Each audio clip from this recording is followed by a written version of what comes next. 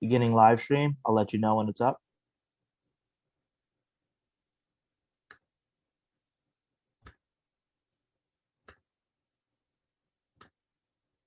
All right, live stream seems to be up and running. You can go ahead. Yep. PC recording done.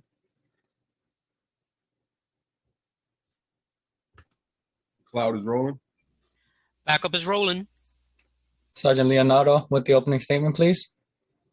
Good afternoon and welcome to today's remote New York City Council hearing for the Committee on Parks and Recreation. At this time, we ask that all council members and council staff please turn on their video for verification purposes. To minimize disruption, please place cell phone and electronic devices to vibrate or silent. If you have testimony that you wish to submit, you may do so by email by sending it to testimony@council.nyc.gov. Once again, that is testimony@council.nyc.gov. Thank you for your cooperation. Mr. Chair, we are ready to begin.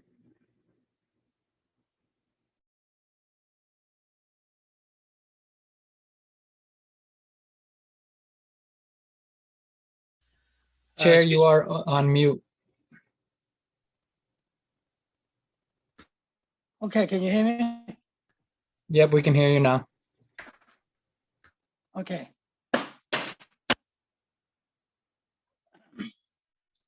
Thank you for joining our virtual hearing today before the Council's Committee on Parks and Recreation.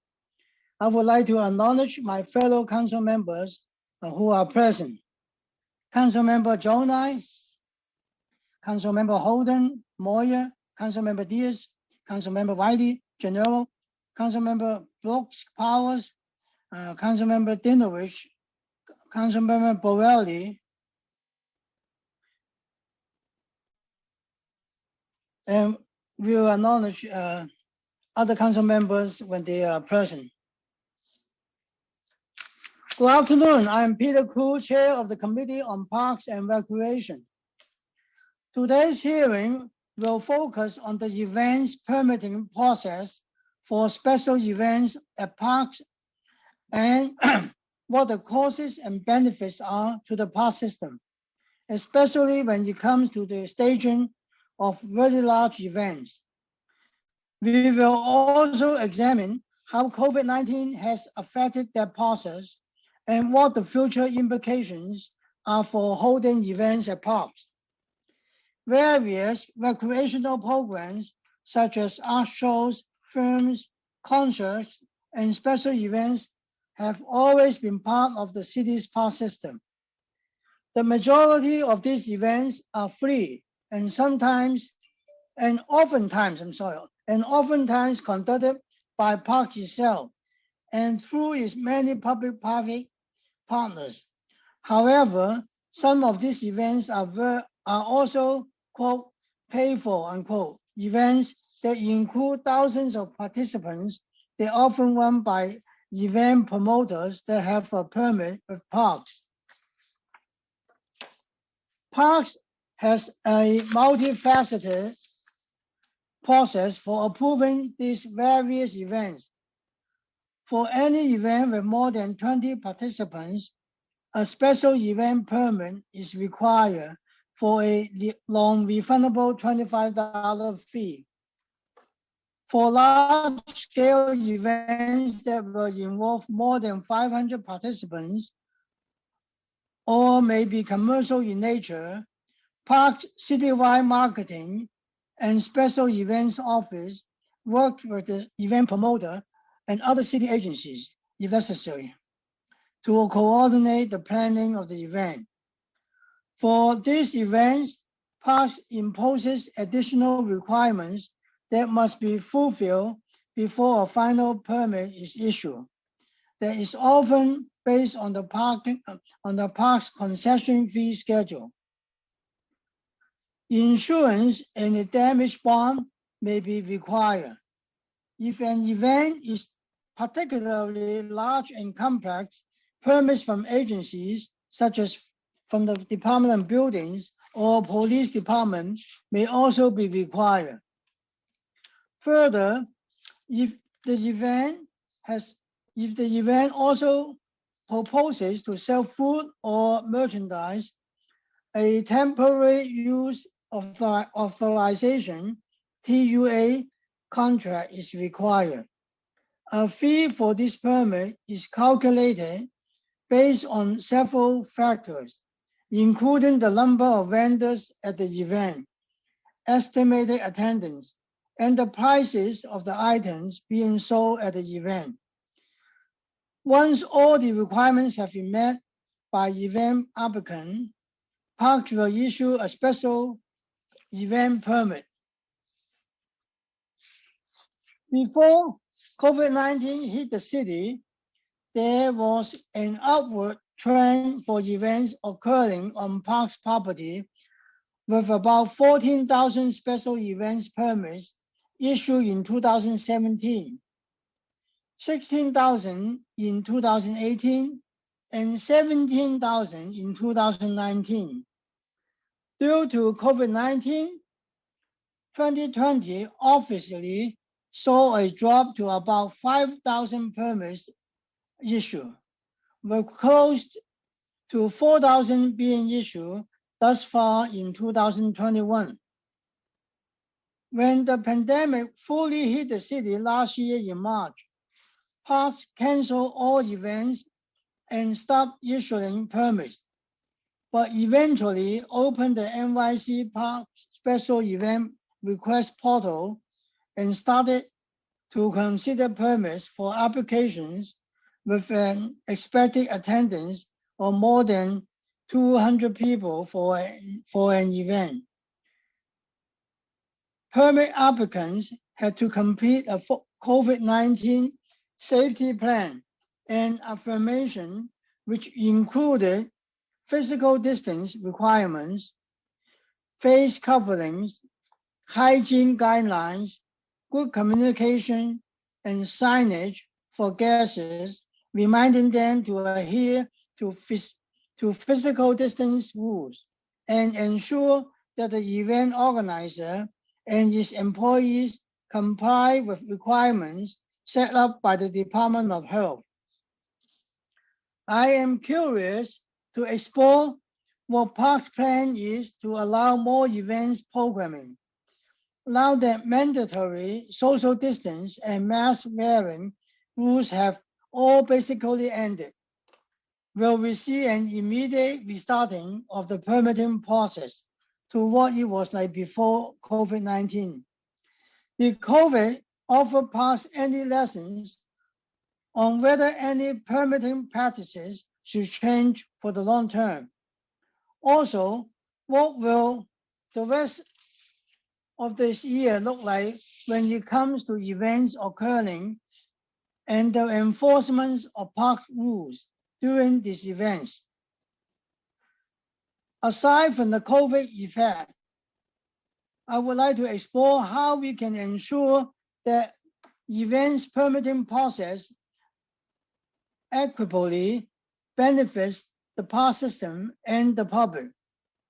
Historically, there have been concerns about the size of some of these events, the amount of parkland being used for the ticketed events, and the amount of revenue being generated for the event, and the condition the park is left in after the event.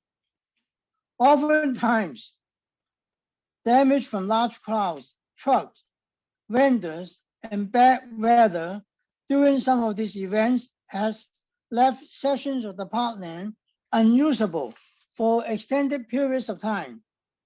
This has sometimes left many community members concerned that large-scale and commercial events can deprive some New Yorkers of quality access to green space.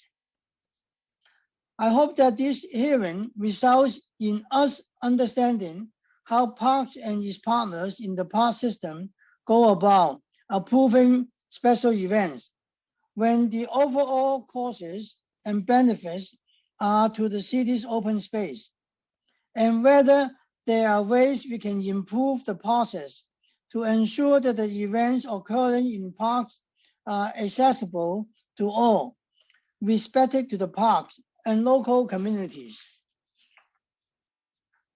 I would like to welcome the administration and the advocates who have come here to testify. Thank you once again.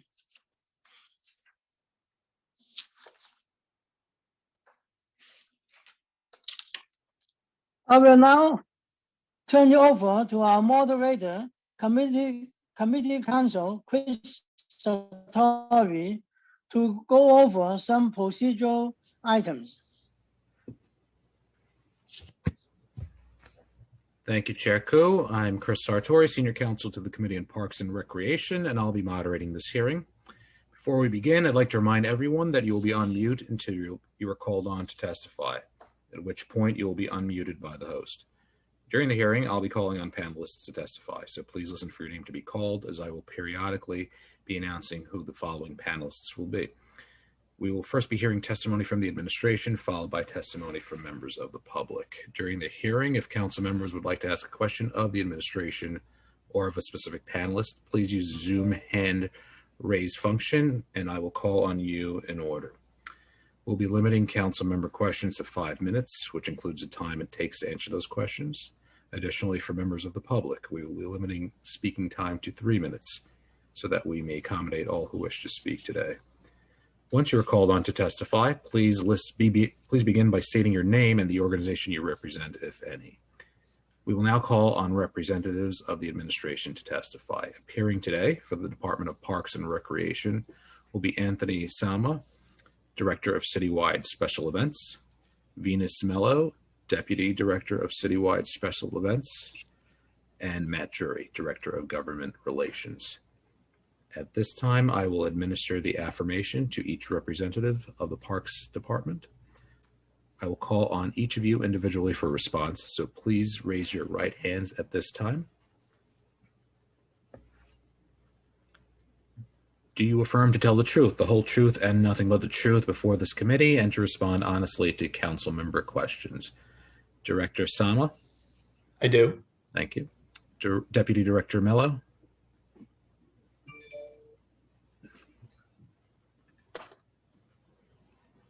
I do. Thank you. Thank you. Director Jury? I do. Thank you very much. And at this time, I would like to invite Director Sama to present his testimony. Thank you. Good afternoon, Chair Koo, members of the Parks Committee, and other members of the Council.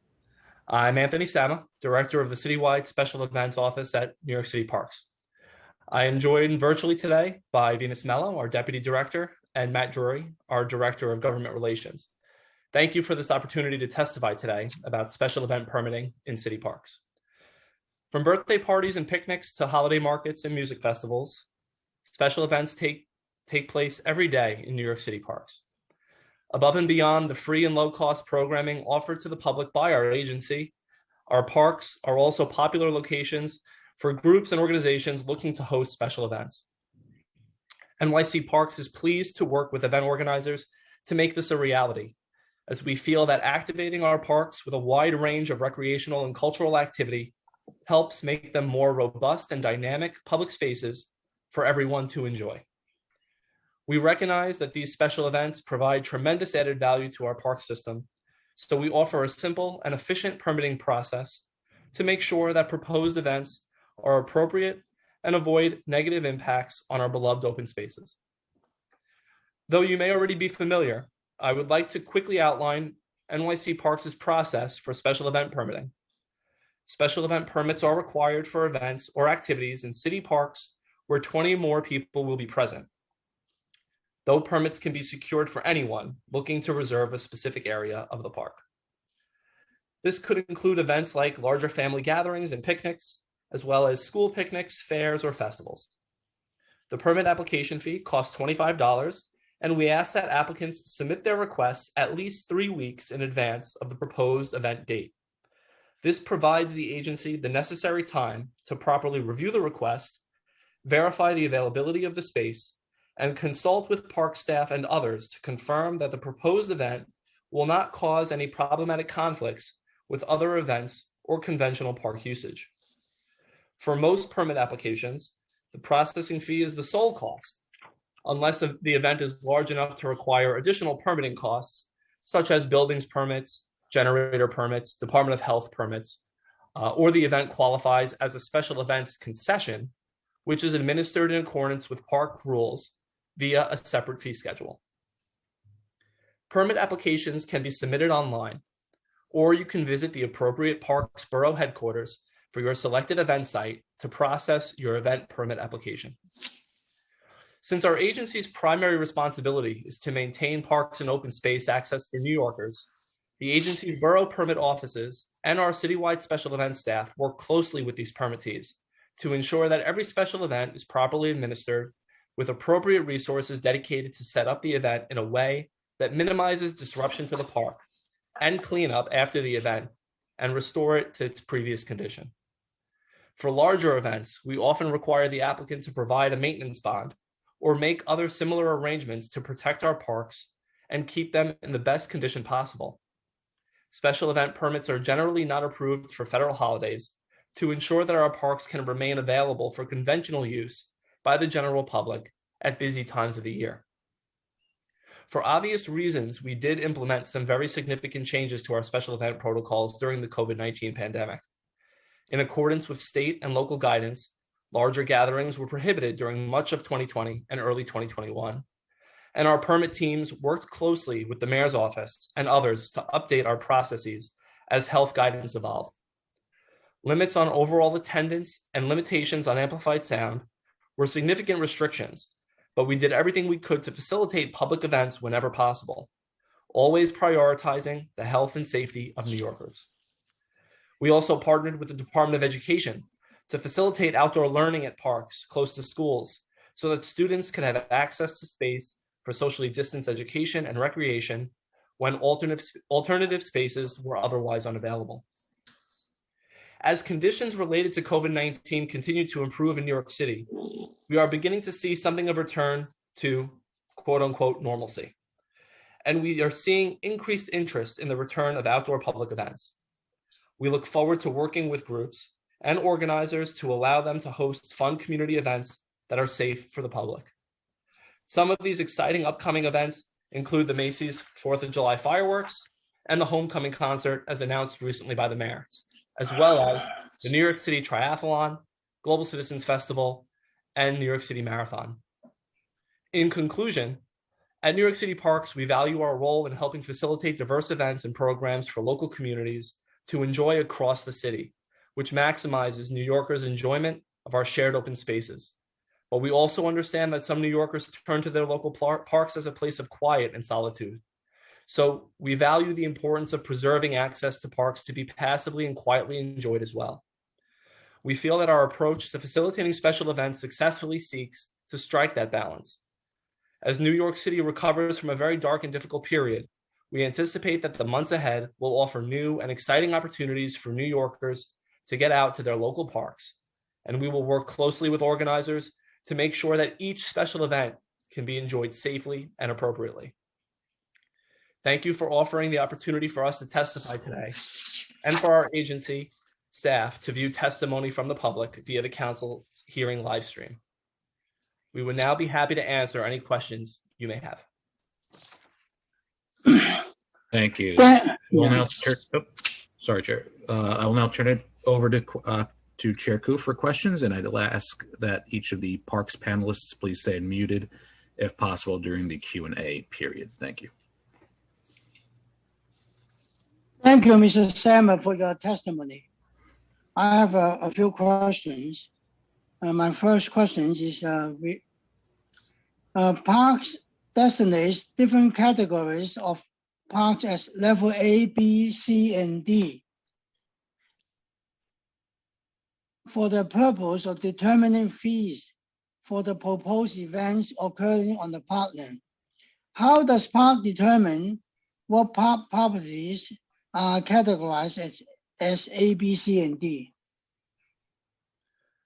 Thank you for that question, Chair. The schedule that you're referring to is our concession fee schedule, which exists as part of the park's rules and regulations. That fee schedule is used when calculating fees for any events that reach the threshold of 500 people or more, or promotional or commercial in nature. As you described, the fee schedule breaks parks out into 4 levels, A, B, C, and D. These levels are determined based on mainly park popularity to effectively attempt to quantify an impact that events have at these locations, given their tremendous usage. And for promotional commercial events, potentially the number of people who are exposed to marketing and commercial events at these locations. Do you have any data on the number of events that were permitted for fiscal 2020 and for each of the last 5 fiscal or calendar years? Thank you for that question, Chair Koo. I do not have specific data with me at the moment on the fiscal calendar, nor for the past 5 years. I do have data on the calendar year of 2019 and what we are experiencing currently in 20 and 21. I would be happy to go through that data if you have any specific questions related to that, and would be happy to provide data on those other years as requested at a later time.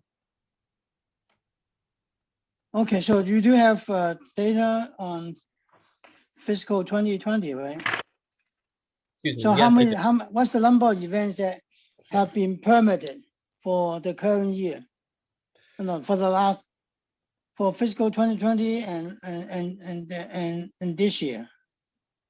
So excuse me again. I do not have data on the fiscal calendar.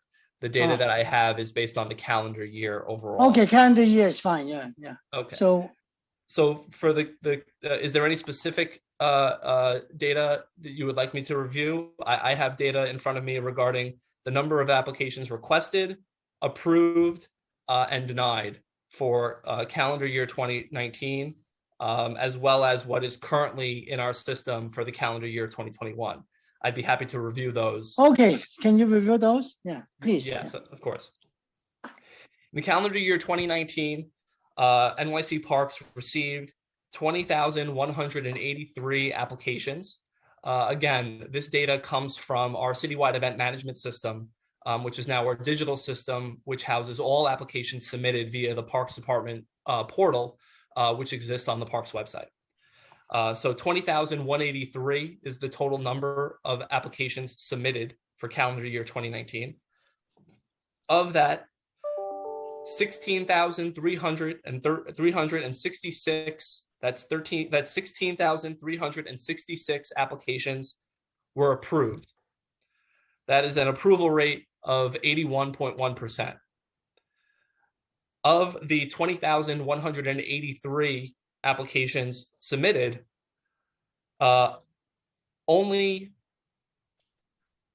50 or so applications were denied. That is a 0.2% denial rate. For the current calendar year 2021, we have in our system currently 13,211 applications that have been submitted. Of the 13,211 applications, 5,613 have been approved. That's 5,613 have been approved. I do not have an approval rating available on that, only because I would make it clear that many of these applications are for months that are ahead of us. And so I think describing an approval rating would be somewhat misleading based on these figures and the fact that there are still 6 months left of the calendar year.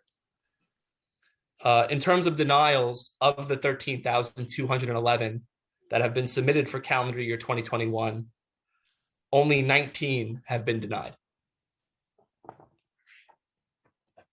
As I stated, that is the data that I have available in front of me at the moment. But again, if requested, we are happy to make further data available to the council at a later time. Okay, so we are, no, before I ask you additional questions, I want to say we are also joined by Councilmember Brennan, Councilmember Van Brimmer, and Councilmember Rivera. So you mentioned that 20,183 applications submitted, 16,366 approved, and 50 denied. So what happened to the rest of it? It doesn't add up. Yes, thank you for that question, council member. The remaining applications were moved to what is deemed a withdrawal status.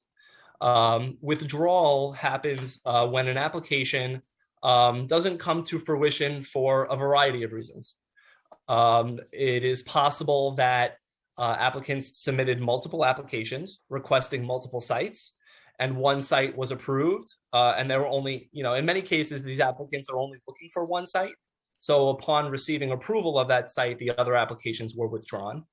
It is also possible that an applicant submitted an application for a site that was unavailable. However, our borough directors work very closely to try to reschedule or find alternative locations when that happens. It's likely that in many of these cases, the applicant was not accepting or did not want to accept, the other alternatives that were made available to them, and just determined that they would withdraw their application request. And there were also cases where event applicants just determined not to host their events, and that could be for a variety of reasons. And when we are notified of that, once again, the application is moved to withdrawal. It is very rare, as you can see, is reflected by our 2019 numbers. And I would venture that the other fiscal year data and calendar year data we have would represent similar numbers. We work very hard not to deny applications, but work with organizers and applicants to ensure that their request is accommodated in whatever way possible. So what was the number of ticketed events in parks? Ticketed means pay for, right? Event for each of the last 5 fiscal or calendar years. Thank you for that question, Chair. I, again, do not have the exact data in front of me. I'd be happy to get you that data on exact numbers. If I were to speculate, just having been part of this citywide special events office for 12 years, and being able to essentially count on 1 or 2 hands the number of those events that occur, I would venture that perhaps 10 or so events have carried a ticket to access them. Of those 10 events, there are fewer, I would venture potentially only 2 or 3 that were 100% paid ticket for access. Maybe a few more, maybe closer to 5 were for a 100% paid ticket.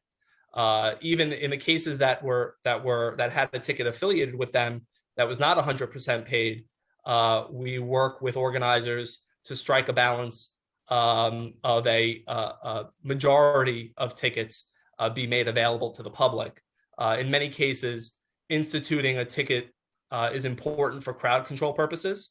And so while, yes, a ticket is required to access some of these events, as I said, we work with organizers to try to make as many of the tickets available to the public for free via a lottery or other ticket system. Going back to the previous question I asked, what are some reasons why a group would not host an event? Thank you for that question, Chair Koo. Some of the reasons why an event, why a promoter or producer may not host their event, or why a person may decide they don't want to pursue their application, consist of a few things. One, they've determined that they just are not interested. Perhaps they've found a site that is more appropriate for their event, or an indoor site in some cases. In some cases, applicants go to the state property, along the Hudson River or along the Brooklyn waterfront. In some cases, the dates that applicants have requested or the location that applicant has requested was not available, and they were not interested in the alternatives that were offered to them. In other cases, it's possible that a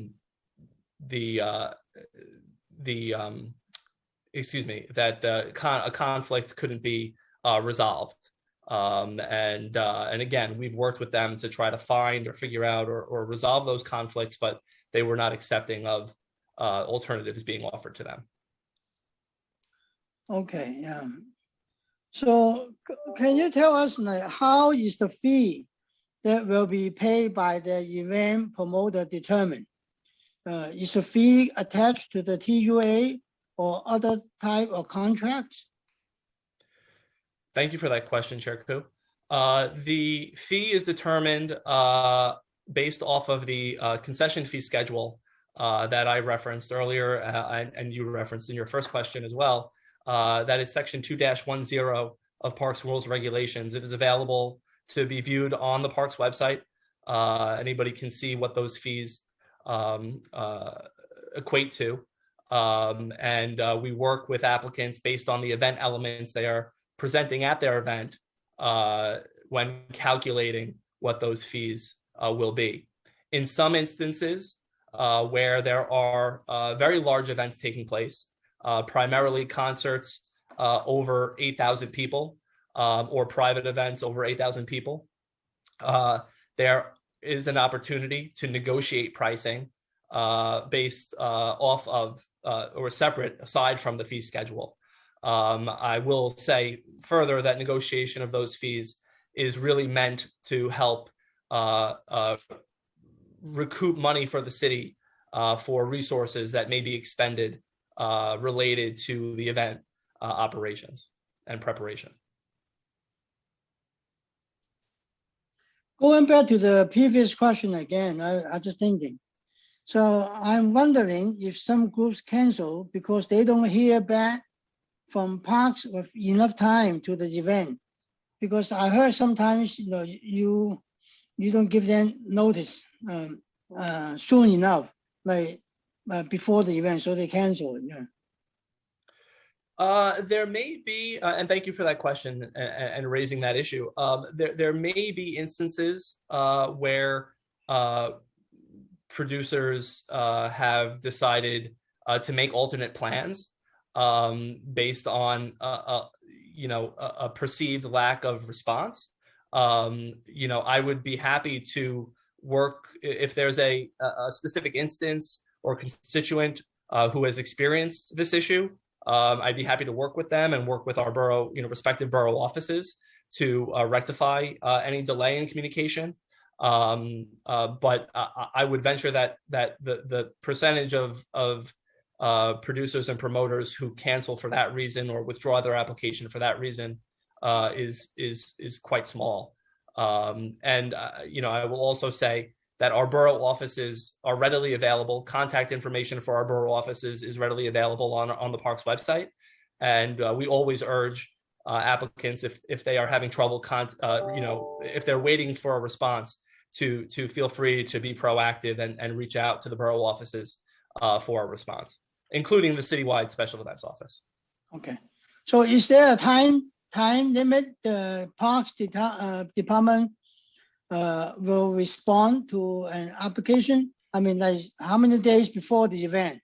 You give them how many days before to approve it?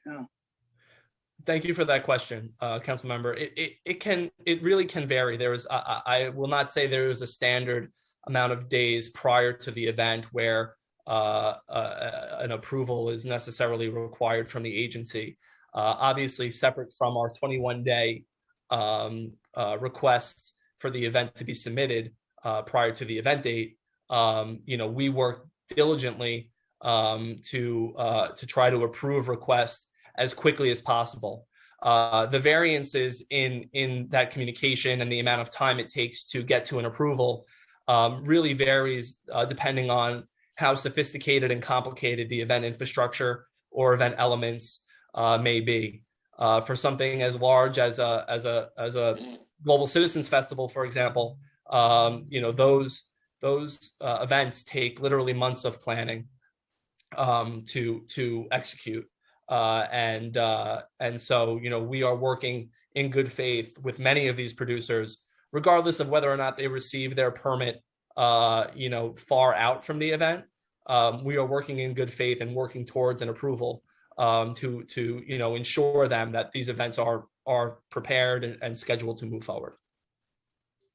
Okay, yeah, I just want to make sure, you give the event organizer, especially the smaller ones, enough time, to prepare for the event. No, if I want to hold an event a month later, you just tell me 2 days before the event to approve it, then I don't have enough time to prepare for it. No. So we don't want that to happen. Yes, thank you for pointing that out, Chair. And we don't either. We Yeah. certainly want to work diligently with every producer, regardless of size of their event, to make sure the events are happening safely and that everybody who needs to be involved in terms of other stakeholders and agency partners, and especially if there are other permits that are going to be required, that there's ample time to secure those permits and ensure the event is happening in a safe and appropriate fashion. But yes, thank you. So going back to the fee schedule again, is the entire fee paid before the event, or are there different payment plans that are worked out depending on the event? So do they pay everything right front? Yes, thank you for that question, Chair Koo. Yes, we within the contracts that we execute for these events, there are deadlines for the payments to be made. Typically, payments are requested fully upfront. I can't recall any kind of payment schedule, so to speak, for these events that we've worked with applicants on. Typically, payment is due prior to their beginning to load in for an event, meaning before they take ownership of the site, before any infrastructure or staffing begins entering the park related to that event, payment is due, as is the proper insurance requirements and any security bond that might be required for these events as well. So can you tell us what was the largest fee that was charged for a TUA for the most recent year? Thank you for that question. So a TUA, just to clarify, is slightly different from the special event concessions that get issued by the Citywide Special Events Office. A TUA stands for a temporary use authorization. It is a vending contract, effectively, to run a temporary concession on parkland, meaning vending of any type, whether it be dry goods or food. Our agreements, special event agreements, are specifically related to use and rental of the space for special events. It is possible, and in many cases, there are instances where an event would require a site fee be paid for rental of the space, as well as a TUA to authorize the vending as part of that event. But just to be clear, those are two separate operations. A TUA is managed by the agency's revenue division. If you have more questions about that, we'd be happy to follow up with any questions you may have related to TUAs. As it pertains to citywide special events, I can say that the largest contract that we've executed for a special event was probably, in 2019, was for the Global Citizens Festival, which carried a fee of $1.1 million. So that's the largest fee, right? That is the largest fee, yes. 1.1 million. Okay. Once a special permit applicant properly submits their application to Parks, what is the typical time? What is the typical timeline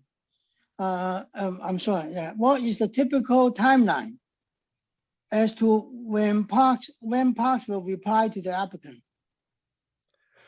Thank you for that question, Chair Koo. there is typically an automated response that applicants receive initially, just so that they can be, just so that it's confirmed that the agency has received their application. From the time it gets submitted to the time the office reaches out, again, may vary based on the size and scope of the event. Typically, our citywide special events office, when it comes to large scale events, will work to contact applicants almost immediately or within a few short weeks of applying. Keep in mind, many of the applications we receive for larger events are submitted far before the event dates are expected. Just kind of to give people a further general idea of our application process, our application system opens on the first Monday of the prior year for the coming calendar year. So we do not begin accepting applications for the following calendar year until the first Monday of the preceding year. And so that is when the majority of the applications do come in from our annually recurring events. But again, on a rolling basis, we are contacting applicants for these larger events. I would say, within 2 weeks at the most, perhaps maybe up to a month if it's something that's happening very far out in terms of making first contact. And many of these applicants are applicants who we've also worked with year over year. They're great stewards of our parks. They're great producers and promoters, and know what is expected of them.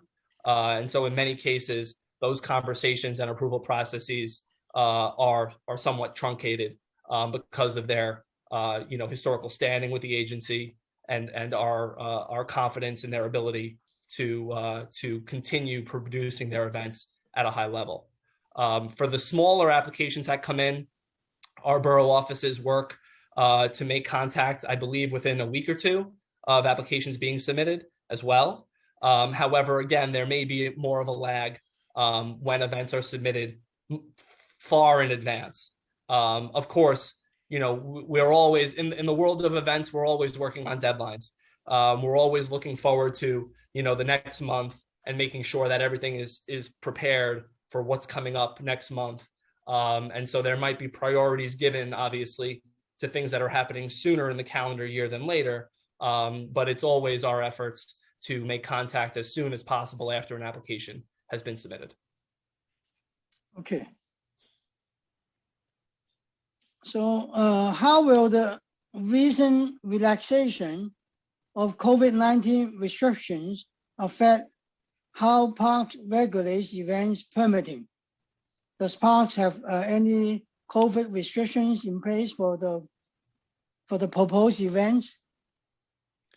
Thank you for that question, Chair Koo. Pursuant to the governor's recent announcement, the Parks Department, as many other city permitting agencies are doing, are expecting to begin permitting our events under the same guidelines we were pre-pandemic. Certainly asking applicants to continue to follow CDC guidelines as it relates to any necessary social distancing or face coverings. However, we are currently in a state where we are awaiting further guidance from the city on that interpretation. Obviously, the city had executive orders in place that need to be dismissed in order for us to begin progressing, without guidance. Our expectation is that will happen shortly, but we have already begun working on events that we expect to happen over the next 6 months and the rest of the remainder of this calendar year that will not be mandated by the agency to employ COVID parameters for the people attending. Obviously, we are still asking to message that people follow CDC guidelines. For those who are unvaccinated, be sure they are wearing masks and things of that nature. But in terms of agency requirements, no, there is not going to be a mandate very shortly for any kind of other restrictions or parameters to be put in place. So right now you still you follow the CDC rules or follow the governor's rules? So the city has, and perhaps I should defer to my colleague Matt Drury, who's a bit more involved with the government's workings. But speaking from my experience in working in the pandemic, when the governor's office has made an announcement, there has been collaboration with City Hall on the interpretation of those announcements, obviously alongside the state's Department of Health and the city's Department of Health as well, so that we can properly interpret those guidelines and act in a way that is appropriate based on the city's standing at the time. Yeah. And also, okay. I also ask this first before you answer. Since the different neighborhoods in New York City have different vaccination rates, so some are high, some are very low. Does Parks envision enacting different special event requirements in different neighborhoods? Thank you for that question, Chair Koo. That is not our current expectation. We are intending on following the state's guidelines, I believe. And again, I am not the one who is going to be interpreting those executive orders. However, it is my understanding that we will not be regulating event size or type based on vaccination rates within neighborhoods. Okay, so Mr. Matt, did you want to say something? Not particularly. I think Director Sama spoke to it really well. I think what you're referring to, as regulation, and we're tightening, and you saw. I think you might recall there was a color-coded system. Red, yellow, orange. I might be getting that. You know what I mean? But as in terms of the sort of standing down, those sort of contemplations are not so much quite a part of the picture any longer. Okay. So Mr. Sama, how common is it for unpermitted events to occur, and what is the enforcement practice that is implemented when one is taking place? Thank you for that question, Chair Koo. It is not very common that events happen unpermitted in our parks. We take pride in being a fair and equitable process and give everybody the opportunity to use our space. In times where there may be an unpermitted event, we find that it happens because perhaps the applicant was just unaware of the process. So we always take the route of educating people on what the proper practices are to ensure that proper protocols and application processes are followed. We go so far if we see something being announced on social media to even reach out to those applicants if we know an application has not been submitted, to say, we are aware that you would like to use our parks. Please, work with us to properly secure a permit for your event. And in many cases, people are more than happy to do so. They're apologetic and they understand that there is a process that must be followed. In cases where events happen unpermitted, or we are expecting an event to happen unpermitted, we have close coordination with our Parks Enforcement Patrol to be on site at potentially problematic unpermitted events, to again provide education should the event be moving forward and happen, and ensure that if the event does continue, it's happening in a way that is not terribly impactful to the park space and the surrounding usage. Okay, so can you tell us, do you have any data on the number of unpermitted events taking place in any recent year? I do not have data on that, and frankly, I do not believe Parks tracks, at least not in the Special Events Office, we do not track data on unpermitted events. I think it would be somewhat unrepresentative because we obviously will only hear about the large unpermitted events that are happening, right? There are, I'm sure, are many people who use our parks and do not get permits to do so and may have more than 20 people at their events. But those are, again, very small gatherings. They're not impactful to the park. In most cases, our park staff or enforcement are if they're on site and they notice it, they may just say, hey, this is what the process is, but they'll let them continue. And it's not really tracked in a real way. Certainly the larger events that are unpermitted, we do hear about, but again, they're not tracked in a qualitative way. So you're saying that if a pet officer asks a group of 20 people barbecuing in the park, if they don't have permit, the officer will just let them continue. Yes, there might be a case. It depends on the type of event they're having, and there might be a case where someone else who is a permit holder comes to utilize the space, in which case a park worker or a parks enforcement officer will approach the group and help to resolve any conflict.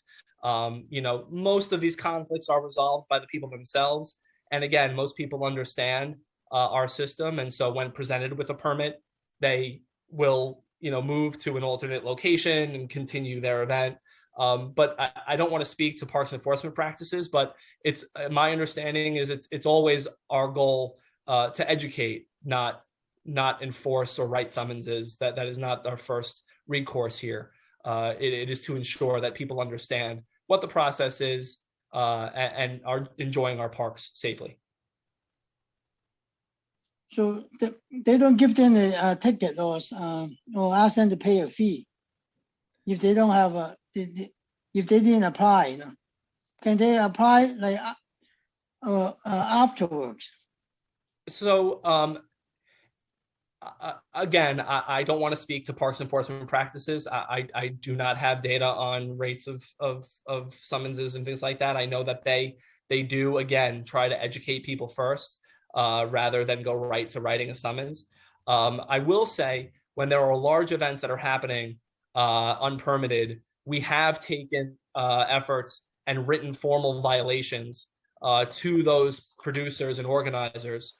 So there is some record of that applicant acting outside of the proper protocols. And in extreme cases, there might be a situation where Parks takes extra action and prohibits that applicant from getting permits in the future for a period of time. Okay, so does the parks department keep track of event promoters that have some sort of negative history? Yes, thank you for that question. We do. We have regular communication with our borough directors and their staff. And so when there are problematic promoters, and I want to be clear, this is not a rampant issue that we deal with. Many, if not, most of our applicants and event producers are upstanding users of our parks and want to follow the rules and are generally apologetic if something happens out of order or out of process. But in the cases where we do have a bad actor or are witnessing bad behavior in a more consistent way, we will communicate with our borough staff that if applications come in from this particular applicant, they should be flagged because that applicant has presumably received violations in the past and is not allowed to secure a permit for a period. So if a promoter has a negative history, you will stop issuing permits to them? That is correct. For a period of time or what? For a period of time. Parks has the ability to basically put applicants on probation for a period of up to 2 years. Again, that's up to 2 years. I again, cannot remember a situation where we've put an applicant on probation for that long a period. We have experienced cases where applicants were denied permits because of a violation history, but it happens very infrequently, and again is communicated to our borough staff when necessary. Okay. So how do Parks Department and NYPD determine the security needs for a certain event? How often are pet officers or park rangers assigned to work at event? Thank you for that question, Chair Koo. As a matter of practice, each year, the citywide special events office will meet with our parks enforcement officers, the assistant commissioner of the Parks Enforcement Patrol, as well as inspectors, to relay the calendar of events for the year, the calendar of large-scale events for the year. Our Parks Enforcement Patrol does have a special event detail seasonally that they employ and send out to these large events, primarily to serve as public safety officers and stand by in the case of any emergency. But they are not there. I want to make it clear. They are not there to police the event, so to speak, or to employ security for the event purposes. They are there as, again, in the case of an emergency and for public safety purposes. And so they do try to attend as many of the large scale events as they can. Certainly the larger parades, larger concerts and festivals that happen throughout the city, they are typically on site to have some oversight on. In terms of NYPD, again, we work very closely with NYPD operations and with local precincts, community affairs officers, to ensure that if additional security is needed at an event, certainly the larger scale events are where NYPD's expertise is requested, and they will determine, within their agency what is appropriate in terms of a detail, if necessary, for those events. Thank you. Mr. Santori, are there any members of on our committee who want to ask questions? At this point, I will ask any members. We will potentially call on other members to ask their questions in the order they have raised. Use the Zoom raise hand functions. Council members, if any of you would like to ask any questions of the Parks Department, please use the Zoom raise hand function now. And I'd ask that all of you please keep your questions to 5 minutes. The Sergeant at Arms will keep a timer and we'll let you know once your time is up. You should begin once the Sergeant has announced you and given the cue to begin. And at this point, I do see Councilmember Dinowitz has raised his hand for a question. Time starts now. Thank you. I'll be quick, 5 minutes. 2 main questions. First, I just want to say how excited I am that our parks are reopening as we come out of this pandemic. The parks were the place where we all went to enjoy time with our friends, time with our families. In your opening statement, Director, you stated you want to avoid negative impacts on our beloved spaces, these spaces that so many of us went to during this pandemic and hope we continue to utilize after. You said larger events have bonds to help facilitate cleanup. I'm in a short amount of time. One, and you use these words larger and smaller a number of times. I'm wondering how you define larger events. And for these events, I guess festivals or concerts, I'm assuming, but is there a number of people who ends up paying for the cleanup? And is there an impact on things like the soil in the grass, a sprinkler system? Who ends up bears the cost of that sort of cleanup and impact on our parks? Thank you for that question, Council Member. Let me just first say we share in our excitement Thank you for that. There's a lot to unpack there. So let me start by saying smaller and larger events, the defining mark is the 500 number typically. Events over that 500 number are deemed to require more administrative oversight, insurance obligations. But that said, there are events that are smaller than 500 that also may need to provide those types of elements as well, insurance or bonds.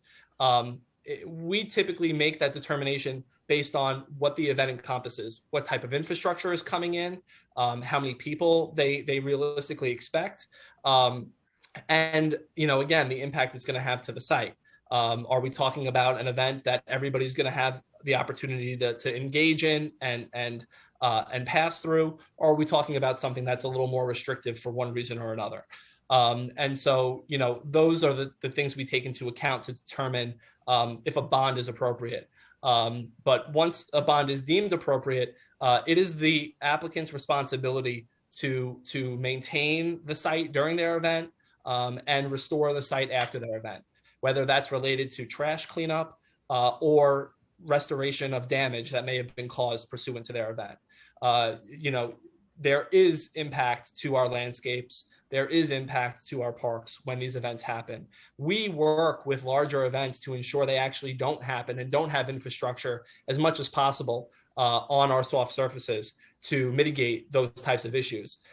We defer and move a lot of our larger events that want that kind of infrastructure to hardscape areas, whether it's asphalt pads, paved areas, larger plazas. I don't mean to be rude. Running out of time. Go ahead. But too long didn't read. It's the permit applicant's responsibility for events. Okay, and that includes impact on the park itself, not just garbage. Okay. Yes. The other thing is, as I mentioned earlier, so many of our families took to the parks for birthday parties because we had to, right? And they're great places to have them. And I'm not sure we're gonna have time for an answer, but a number of families or people, I don't know if it's families, people here in the Bronx, we want people to use the parks, but we found a lot of people here in the Bronx, especially at some of the smaller sites that may not get as much attention, like small corners of Van Cortlandt Park, Mosholu Parkland, are having gatherings, I won't use the word large because they're not 500 or more, of larger than 20 people. Permits are not being requested. And though we want community engagement, we're getting a lot of complaints of noise, people leaving garbage. And you spoke great about education efforts.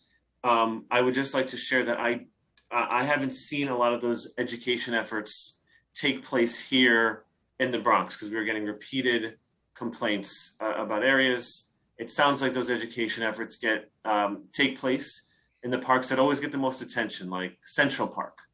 But we have park space here in the Bronx too, where we want families to use, but we don't want them abused because there are families who live around the parks as well. So I would just ask that you include those education efforts and that enforcement, both in terms of the way that the park is treated and the hours in which the park is used here in the Bronx. Thank you.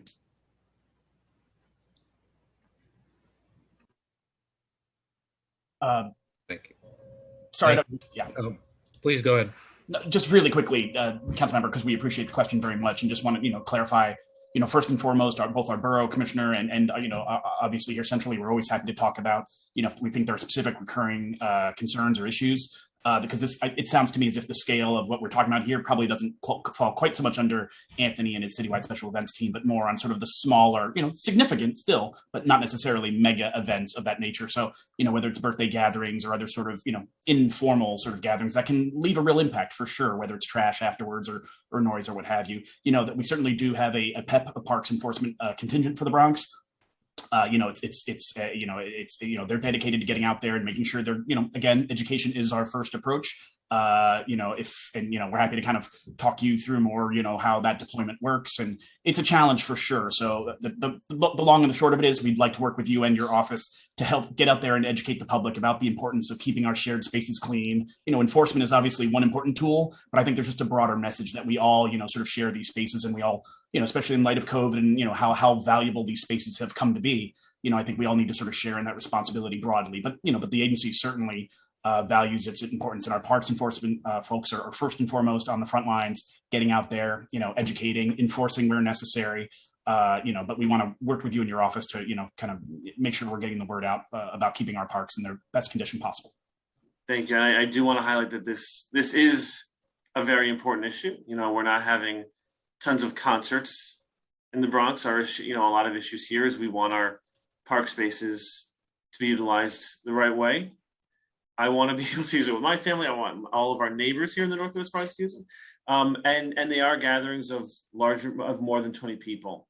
And these are gatherings, when done right, that are impactful positively to our community.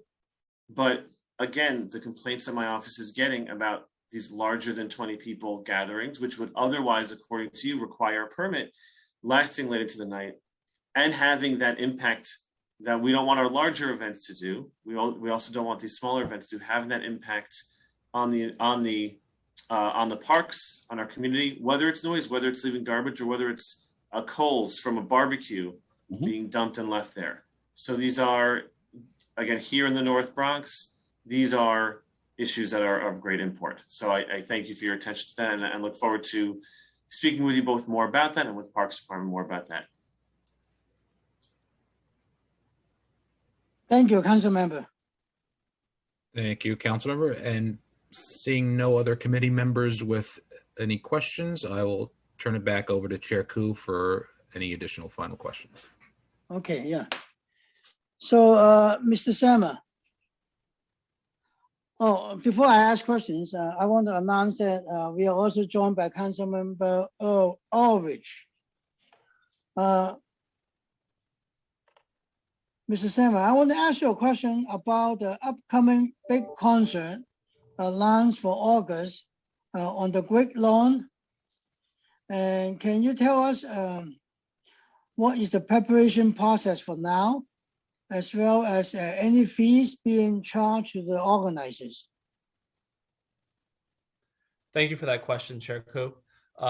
We are working diligently with the organizers of that event to plan and prepare for the event on the 21st. The event details are still coming into focus, but we have engaged our agency partners and other stakeholders to ensure that proper processes are followed, that the park and the Great Lawn operate seamlessly and are able to accommodate this event with minimal impact to the remaining park users who rely on Central Park for their recreation. So we are regularly meeting and going through those planning processes. Related to your question, that has, to my knowledge, not been negotiated yet in terms of the fee for this event, but we can certainly get back to you once those arrangements have been negotiated as a follow-up. Okay, so you will communicate with us, right? Yeah. Yes. Yeah. So in the guidelines for large-scale events, DPR states that it tries to ensure that at least 80% of event tickets must be provided free of charge to the public for events taking place in a certain location, such as the Great Lawn. So are you doing that for this event? Yes, and thank you for that question, Chair. That is the plan. Yes, 80% of the tickets for this event will be offered free to the public. It is not yet determined in what capacity that will take, how that will work, that distribution. Again, these details are coming into focus, but a ticketing plan will be submitted to Parks for approval. And it is our expectation that yes, that 80% figure for the public access free of charge will be part of the plan. Okay. So in what other specific park locations does this 80% policy apply? It apply to everywhere or? Well, thank you for that question, council member. The 80% is right now something we institute on the Great Lawn primarily. I wouldn't say there are too many other sites that employ a split. Thinking about the other sites where we do have ticketed events, Randall's Island primarily is one of them. Many of those events are 100% ticketed. That's the lion's share of ticketed events that we do in parks is on Randall's Island, or I should say on public space is on Randall's Island. And the other sites where events have historically happened employ we start with it, an 80-20, that's what we strive for, but we always work to ensure that the majority of the tickets, over 50%, are free, distributed free of charge. How much revenue was earned by Parks Department for issuing of TUAs and special event permits for events during the most recent year? So the data that I have, once again, is on the 2019 calendar year. Okay. We collected special event site fees in the amount of $3,599,110. And we collected TUA fees for vending in the amount of $128,188. Okay.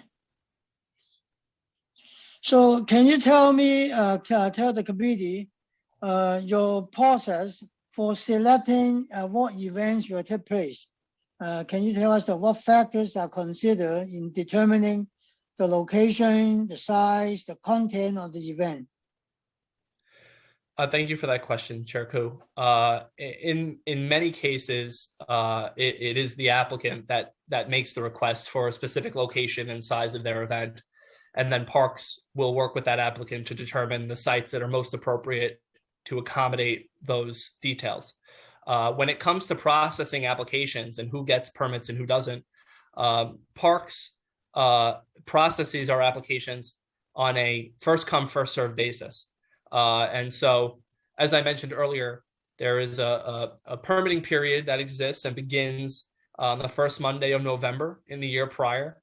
Our returning applicants, meaning applicants who, obviously host their events annually and intend to use the same space on the same weekend with the same details of their event, are given first right of refusal on their recurring date, so long as they apply within the first month of that period. So if you host an annual fundraising walk in Riverside Park, then you will be entitled to that date each year as long as you apply within the first month of our permitting period. Anything received after that first month, starting December 1st, is processed on a first come, first served basis. Okay, so can you tell us the most common reasons that Parks Department has typically denied applications to host events, and how many instances in the last year the department has prematurely closed an event? Thank you for that question. So looking back to our calendar year 2019 data, again, we denied approximately 50 events.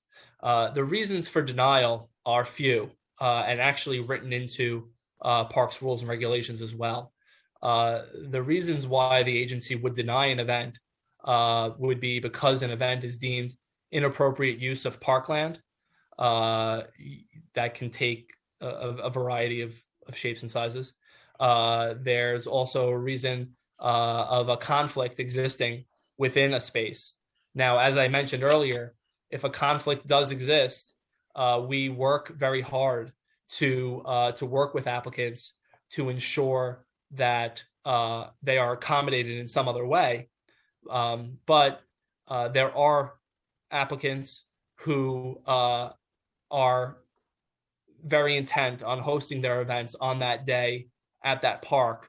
And in some cases, believe it or not, will require that or request that the agency deny their application pursuant to our rules. And so we will do so.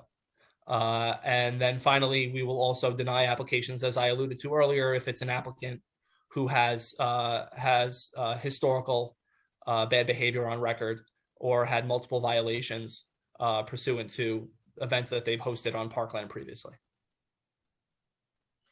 So after the event has concluded,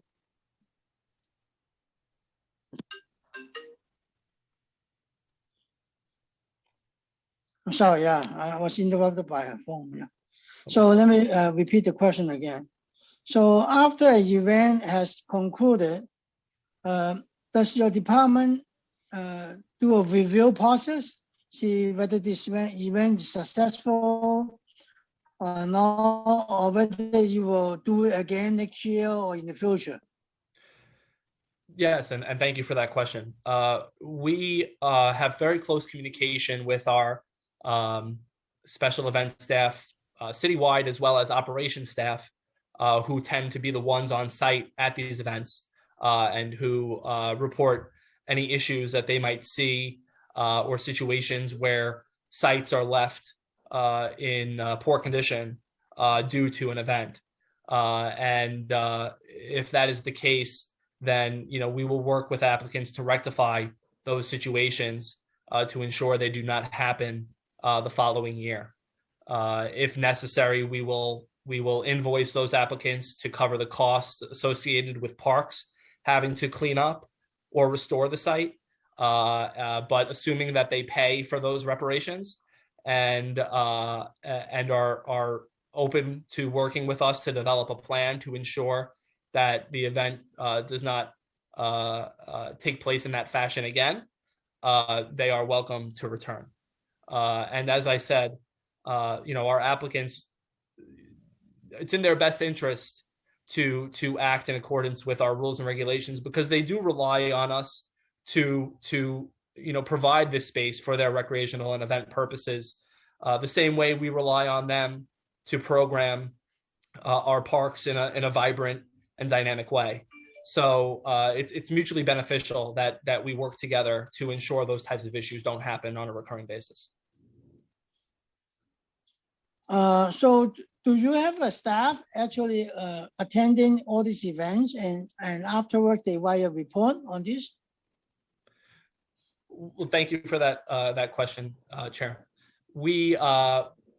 My office, the citywide special events office, does not necessarily attend every event that happens in the city. And I'm sure you can appreciate, based on the numbers I've shared, it would be impossible for us to do so. But that said, we do have park staff almost always in parks where events are taking place, whether or not they're staff dedicated to the site, or perhaps it's a manager who's moving around the borough to check on the events scheduled that weekend, popping in and checking on each park in their district. And if they do come across an issue, yes, they will write up. Typically, it's not as formal as a report. Typically, it would be an email to the director of special events for the borough or to myself. We ask our operations staff to always take pictures of any issues that they may encounter and properly document those issues so that we have a record of applicants who have behaved badly and can properly communicate with them to resolve any issues. I just want to say we are also joined by Council Member Cabrera. So do any conservancies or alliances have the power to hold events and determine the content of the event without parks input? Well, thank you for that question, Chair. I will say we work very closely with our conservancies, alliances, friends of groups, civic groups that are affiliated with our parks to ensure that events are happening to the standards that we all expect. Regardless of a conservancy or alliances agreement with the Parks Department, final approval for events always comes from NYC Parks. Permits are always issued by NYC Parks. And so we maintain close communication on events scheduled at their locations, at their parks. With regard to the events that they themselves are hosting and programming, again, they are required to submit applications for those events.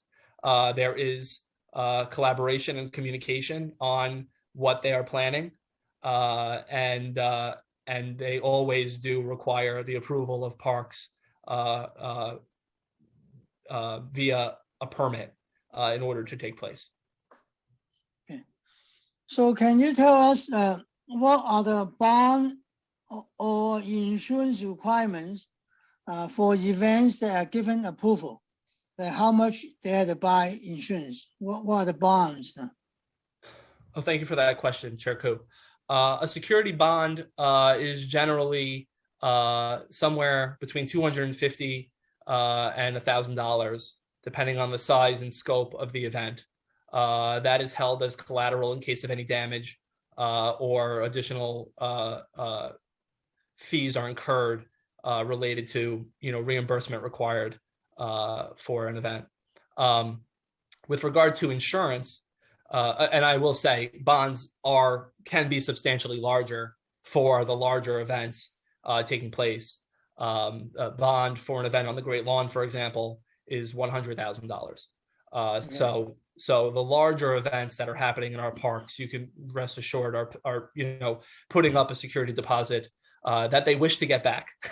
And so again, it's in all of our best interests to ensure that we're keeping the best standards and practices for our park space when it comes to events. As it pertains to insurance, events are required to get a minimum of a $2 million general liability policy for their events. And then depending on the details of the event, may also be required to submit automobile liability insurance, as well as proof of workers' compensation and disability benefits to ensure that any workers related to the build and who would be working the event are covered under the state's law. Okay. So do all event contracts require the promoter to repair the grass or other damage that results from the event? Thank you for that question, Chair Koo. And yes, our contracts with our larger events all require that it is the licensee or permittee's responsibility to return the site and restore the site upon completion of the event. So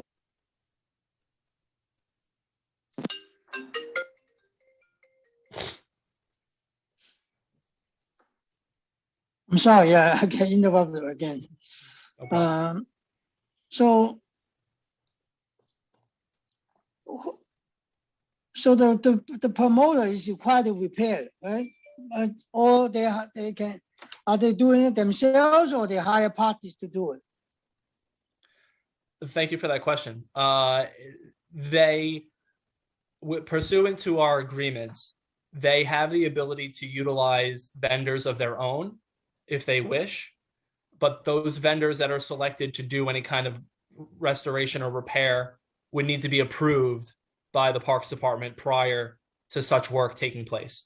So they would need to run any vendor they wish to use by our agency to ensure the work that would be done would meet the proper standards and requirements pursuant to city and law and agency standards. So they cannot ask you guys to do it. Say, hey, I don't have staff to do it. I pay you to do it. Can you do it for them? It would depend. I assume, I presume it would depend on what they're asking us to do. Yeah. If it's a small organization asking us to assist with cleanup for their event, it might be as simple as saying, just make sure you're bagging your garbage, place it in the receptacles, and we will take care of that for you. For events that are larger and expect to generate a substantial amount of garbage, no, parks will not provide those types of resources, and will work with events on reviewing their trash plan to ensure they have, at least on paper, presented us with a plan that represents proper staffing and proper carting services, if necessary, for trash generated during their events. By permit, it is the applicants and permittees' responsibility actually to also remove any generated trash from the event, from the site. And so, we also work with applicants to review those plans and make sure they're doing so. Again, unless it's a small event that Parks is able and willing to remove trash from.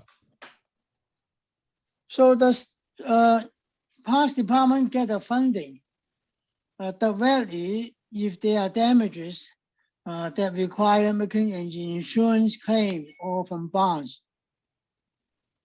Suppose there's some damages and then insurance pay you money.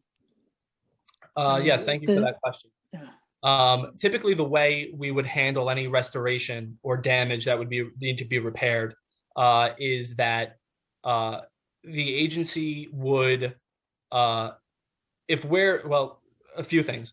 If we are the ones who are going to hire a vendor or do the repairs ourselves, then we would prepare an invoice for the applicant, which they would have to then pay in full, and then would receive their bond back once they've paid for the damages to be covered. So to be clear, the bond that we collect is not, in practice, is not deposited and utilized unless damages that have been invoiced for are not paid in full. Those checks are held as collateral, and then we work with the organization to pay for the repairs that need to be done, and they pay for those repairs, and then the bond is returned to them. In terms of how insurance comes into play in that, I do not know, quite frankly, and I'm not involved directly in the claim that an organization would make to their insurer to cover damage or restoration from their event. I'm interested to know, like, when they pay you a payment, does it go to the department directly or go to the general fund? If they are paying for restoration or repairs stemming from their event that have been done by the agency or done by a vendor of the agencies, then that money comes to the department to cover those costs, whether it's overtime or materials, whatever stemming from the cost. That money would stay within the agency. If they are paying or they'll be paying a vendor directly that we've approved to do the work, in which case we obviously would not receive money from those repairs. Okay. So can you tell us the security requirements? What kind of security requirements are placed on the promoters? Do they have to hire their own security guards, or they use NYPD, or they use pet officers, and do they have to pay for it? Thank you for that question, Chair Koo. It is the responsibility of the promoter, an event producer, to provide security related to their event operations. Any complement of security staffing that Parks Enforcement or NYPD puts towards an event is solely in a public safety condition. They are not there to provide security for event purposes, meaning that if an event has, for example, a ticket related to the event for access, it is event security that checks those tickets. It is event security that maintains order amongst the crowds and queues waiting to enter an event. It is event security, private security, who oversees any event-related equipment and ensures that the event infrastructure is protected. NYPD and Parks Enforcement's involvement in events is, again, merely to provide public safety and additional support in cases of emergencies. So who's paying for the extra NYPD or other security? The promoter, right? Thank you for that question, Chair Koo. In many cases, yes, the promoter is the one who is covering those costs, and those costs are part of the resources that are reimbursed through the very large site fees. For the Great Lawn, $1.1 million. A sizable portion of that is used to help cover the city's resources that go into ensuring these events are happening safely. So can you tell us what factors determine whether the Parks Department has to shut down an event, and how often this happened in the past for large events? Has it ever happened that you shut down an event? To my knowledge, I have never heard of an event, a permitted event, being shut down. There are cases where events need to be evacuated due to an emergency or a weather-related reason, and certainly that has happened. But to my knowledge, no permanent event has ever needed to be shut down for a reason related to a permittee or promoter's behavior at the event. No. Does your department play any role in determining what the admission cost will be for ticketed events?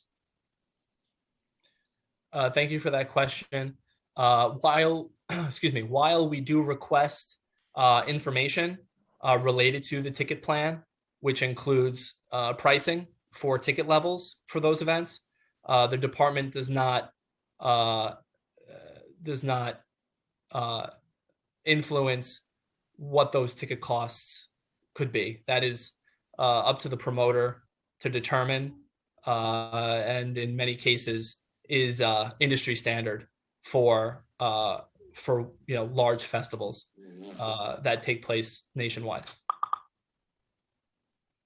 Let me pause for a minute. Mrs. Centauri, do we have any members want to ask questions? No, Councilor, there are currently no members with additional questions. Okay, so I will continue with a few more questions. Does DPR include any reporting requirements on the part of the promoter as a condition of being issued a special event permit or TUA for promoters of large-scale events? Thank you for that question. I'm not sure which reporting specifically you might be referring to. We do require lots of documentation ahead of time in order to approve events, such as site plans, production schedules related to load in, runs of show, load out. Obviously, we require administrative documentation such as payments and insurance up front. We may also, again, we require things like ticket plans, any plans related to concessions that will be on site, sponsor activations on site. The Parks Department approves all details surrounding and related to the events that take place on our property. There is reporting from the promoters done on what the events will entail. In some cases, there's also reporting in real time done related to how many people are attending the event. Again, pursuant to our contracts with especially the much larger concerts and events that have a ticket associated with them. We request real-time reporting on how many people are inside the venue at any given time. And so that is reporting that's done. Post-event, I am not, the city does within our agreements reserve the right to audit and things along those lines. But in terms of formal reporting, post-event, no, there is nothing that's necessarily required. We may have debriefings, meetings to discuss, the good and the bad, and especially for recurring events, you figure out how to rectify any issues that may have occurred for future years. But that's, like I said, those are meetings that would happen post-event. There's no formal reporting that's required or done on the part of the permittee. Thank you. So does Parks Department allocate more of its employees to work and be present during approved events? Do you assign some more workers because it's a big event? Yes, and thank you for that question. When it comes to certain events, the Citywide Special Events Office will have staff assigned to be on site at some of these events. Primarily, the larger concerts and larger festivals. There is special event staff in some locations that are also designated, to be on site within their respective parks to cover and review large events that might be taking place. Generally speaking, citywide, as I mentioned earlier, it is the operations staff as part of their regular role to, review and pop into events that may be happening within their districts or within their parks. So that would be part of their regular shift and regular responsibility. So can you tell us how is the maximum number of participants determined, and who ensures that the maximum number is not exceeded during an event? Well, thank you for that question, council member. When an applicant makes a request for a site, on the application, they have to specify how many people they expect. In many cases, applications will reflect an overall number for an event. That is not necessarily a number that will be there at any one time. That is a number of people that may attend the event over the course of the event's term. Typically, for between 4 and 6 hours.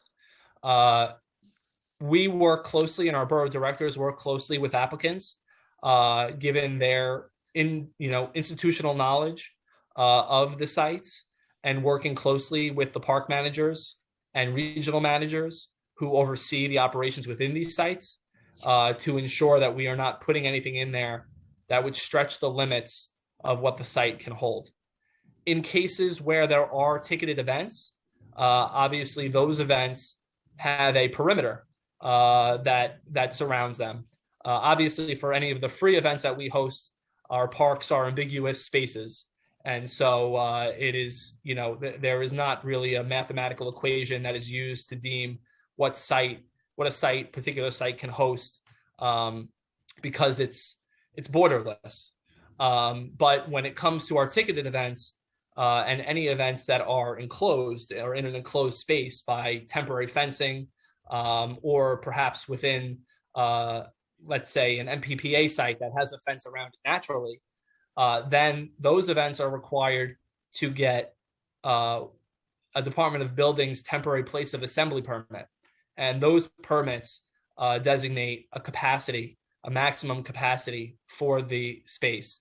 And it is the promoters and organizers' responsibility to enforce that capacity, which is, again, why for most of those events, we require reporting on how many people are in the space to ensure that that capacity is not exceeded.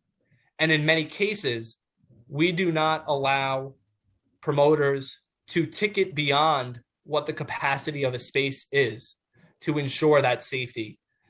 So for an event like exists on the Great Lawn, for example, they will have a TPA that designates 60,000 people fit within this space based on the size of the venue, and they are not allowed to distribute more than 60,000 tickets to ensure that even if everybody who gets a ticket decides to come to the event, we will not exceed capacity. Thank you. Thank you, Director Sama. Mrs. Satori, do we have members on the committee who want to ask questions? At this time, Chair, no, there are no additional questions from other committee members. Okay, then I'm done with the questions. Can we go to public participation? Yes, Chair, we'll now move on to public participation, and thank you to the Parks Department. I want to thank the council for giving me the opportunity to testify today. Parks will have representatives who stay on for the public testimony portion of the hearing. However, myself and the others on the panel will need to leave the meeting at this point.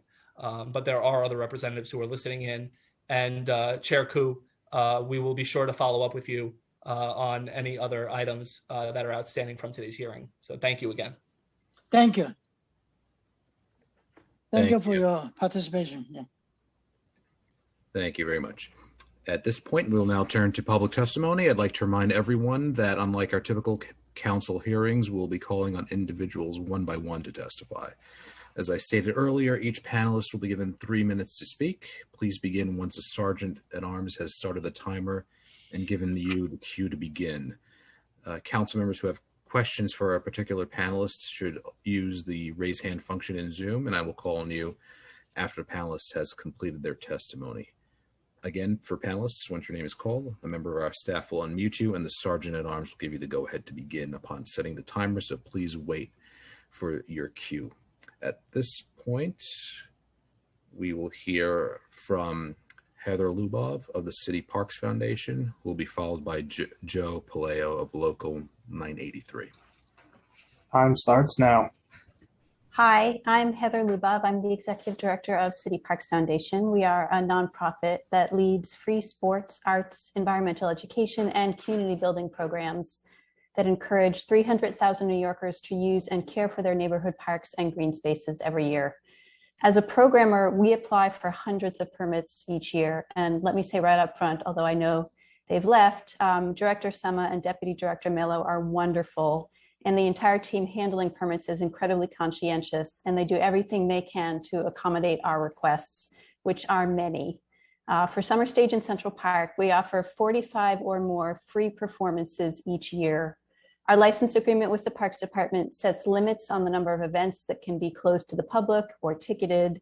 And when we do rent the venue for either private or paid ticketed events, that money is used to directly subsidize our free concerts. This arrangement helps make our free summer stage shows possible, and we're enormously grateful to the agency for allowing us to maintain these funds. Typically, festivals of our size and stature book their concerts at least a year in advance. So we're already talking now with artists for the summer of 2022. While we do get right of first refusal, as you heard, on dates that we've used in the previous year, the current permitting system won't allow for initial permit approval on new dates until January of each year, which is at least 6 months after we start booking shows. So we're taking risks every time we confirm an artist before the permit process catches up, which makes it difficult to remain competitive in the marketplace, whether for our free performances or performances planned by our for-profit promoter partners who have ticket sales at stake.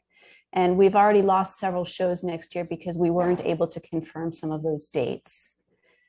As the co-manager of Partnerships for Parks, we work with hundreds of volunteer community groups each year to plan service days, community events, and other activities in parks.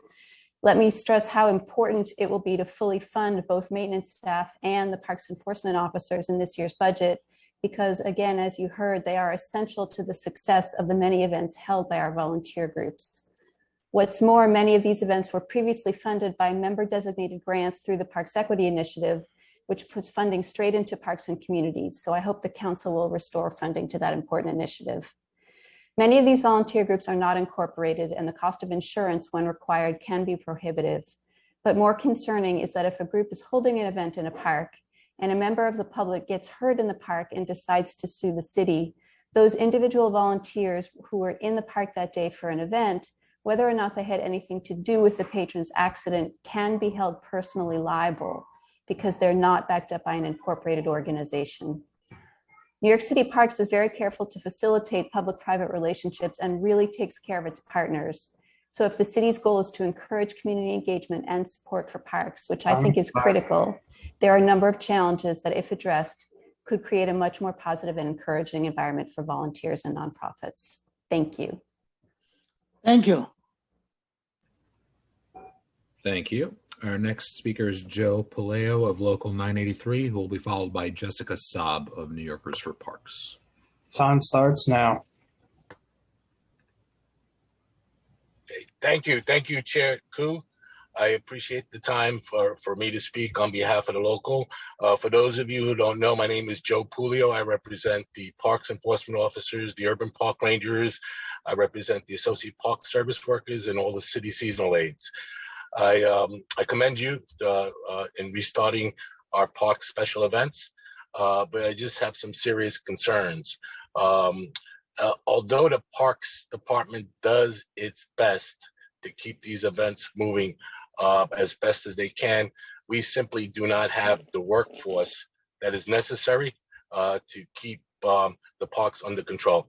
For example, we have the 4th of July coming up soon. Do we have the capability when it comes to enforcement and maintenance to keep these events in check? Most people do not take out permits for the 4th of July. And a lot of these events consist of 20 or more people, multiple groups in one small area.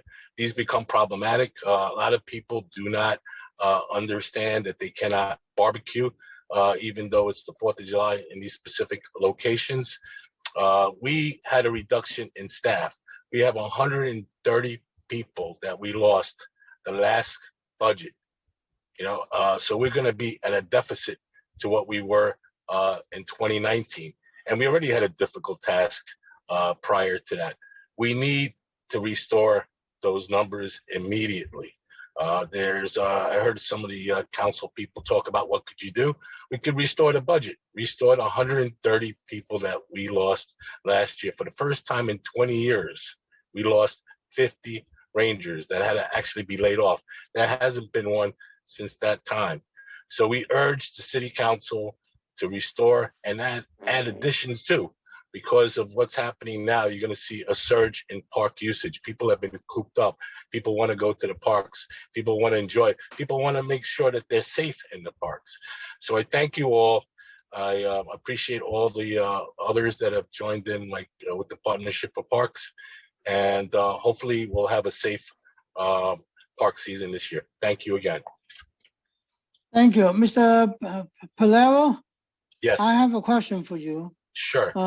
We heard that there are only 17 pair officers for the entire borough of Brooklyn. Yeah, what happens with a lot of people, I'm sorry. What happens is that during the summer months, a lot of the resources from parks goes to the beaches and pools. So what you actually have is a reduction in staff that's already minimal. So everybody's basically covering the beaches and the pools, which leaves boroughs like Brooklyn, like you said, 17 people to facilitate all of the parks in Brooklyn. is ridiculous, you know. So we need people. We need to hire them, and we need to hire them quickly. Mr. Cook. So how do you cover when we have a special event? No, you only have Yeah, 17 pet officers for the whole borough, so it will create a great big impact on you. Yeah, it is, and these dedicated people do the best that they can, but unfortunately, the odds are stacked against them. It is an impossible task that you're asking them to do. A lot of them work extended hours. They switch their work schedules, which they're not supposed to do by law, by the way.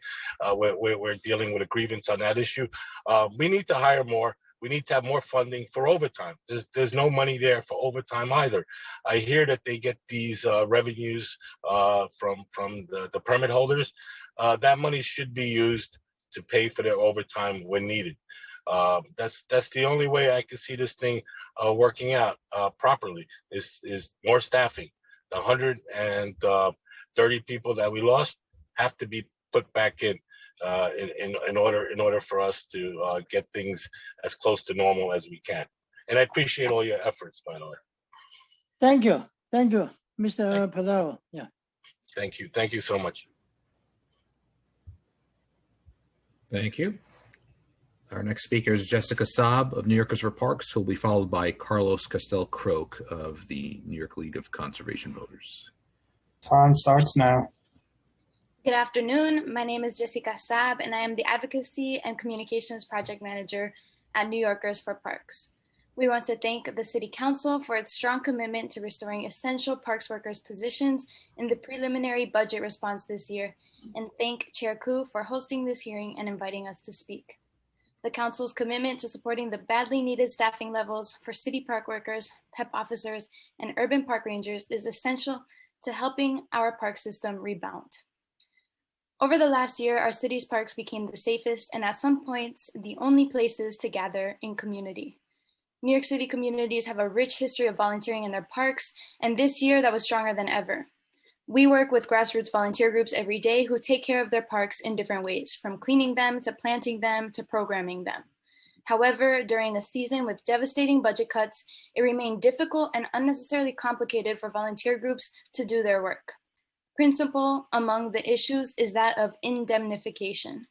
The city indemnifies many of the groups that volunteer through the It's My Park program, but does not indemnify many other grassroots organizations that care for parks citywide. This forces groups to get their own insurance, a burden too large and expensive, causing many of these groups to give up, the exact opposite of what New York City needs right now. In addition, there is often confusion due to each borough having a different permitting process. This should all be streamlined, made easier for the citizens that are volunteering their time, especially now as parks have played such a significant role in our lives. I also want to take this opportunity to talk about two related budget items we hope the council will restore. We urge leaders to restore $4 million to the Parks Equity Initiative, which gives funds directly to over 600 small volunteer groups and is a critical lifeline for many small parks throughout the city with dedicated volunteers hoping to make essential improvements. $800 million must also be restored to maintain our city's natural areas and wetlands, as well as adequately fund Green Thumb and our city's community gardens.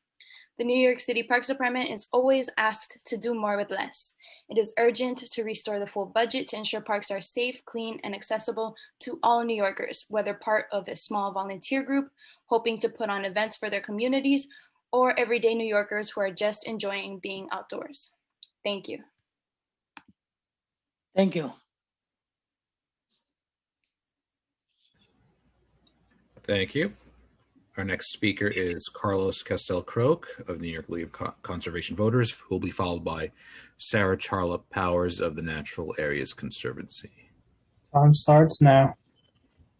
Good afternoon. My name is Carlos Castel-Croke, and I am the Associate for New York City Programs at the New York League of Conservation Voters. NYLCV represents over 30,000 members in New York City, and we are committed to advancing a sustainability agenda that will make our people, our neighborhoods, and our economy healthier and more resilient. I'd like to thank Chair Koo and the council members on the committee for the opportunity to testify today. NYLCV supports a fiscal year 22 city budget that bolsters an equitable permitting process and protects our parks overall. Our city is on the road to recovery from the COVID-19 pandemic, and it is incumbent upon our elected leaders to invest our tax dollars in climate action solutions that protect our people and public spaces. Parks and other green spaces are one of the city's most valuable environmental assets and are a major source of the city's urban canopy, which mitigates climate change, provides clean air and habitats for native wildlife, and contributes to the well-being of our residents and economy. Preserving these spaces is a top priority for NYLCB. But over the past year, through the hardships of the pandemic, we have seen the cleanliness and safety of our parks drop significantly due to unfair budgetary cuts to staffing and programs, which also impacts access to parks for people most in need. Therefore, in this critical third year of the Play For campaign, we are thankful that the council has voiced support for our plea to restore $78.9 million in the FY22 parks budget to ensure our parks are safe, clean, and accessible.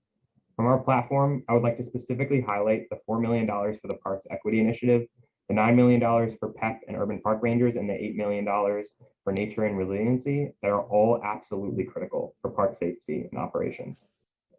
COVID-19 crisis is still placing stress on our economy and communities. This was apparent in the FY21 budget, but does not need to be the case again this year, now that the federal government has provided relief. We urge the mayor and city council to have foresight and prepare for the climate crisis by making permanent commitments to environmental investments and to parks. Thank you for the opportunity to testify today. I have a question for you. So you are saying you need $4 million for Parks Equity Initiative, right? Yes, that's what we're asking for. And what's the rest of the numbers? I missed it. I'm sorry. It was so specifically what I wanted to highlight is $9 million for PEP and Urban Park Rangers and $8 million for Nature and Resiliency. Okay, thank you. Thank you. Our next speaker is Sarah Charlotte Powers from the Natural Areas Conservancy, who will be followed by Catherine Hines of NYC Audubon Society. Time starts now.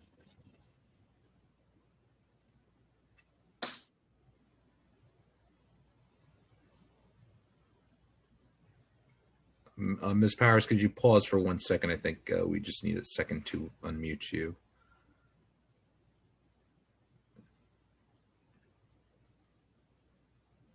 Just give us 1 second, please.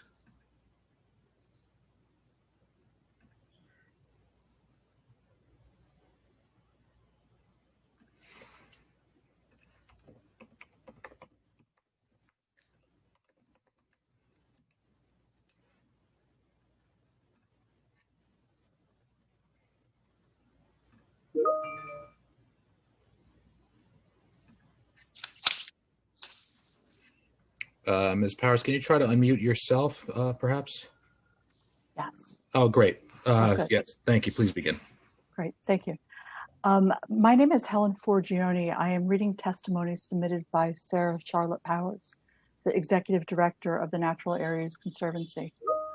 Thank you, Council Chair Koo and the committee for the opportunity to testify today.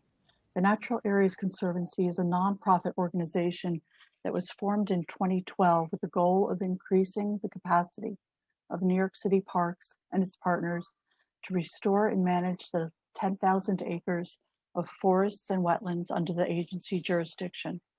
I am testifying today to implore the Parks Committee to act to ensure that next year's budget include funding for the care of natural areas, spaces that have been critically important to New Yorkers during the pandemic.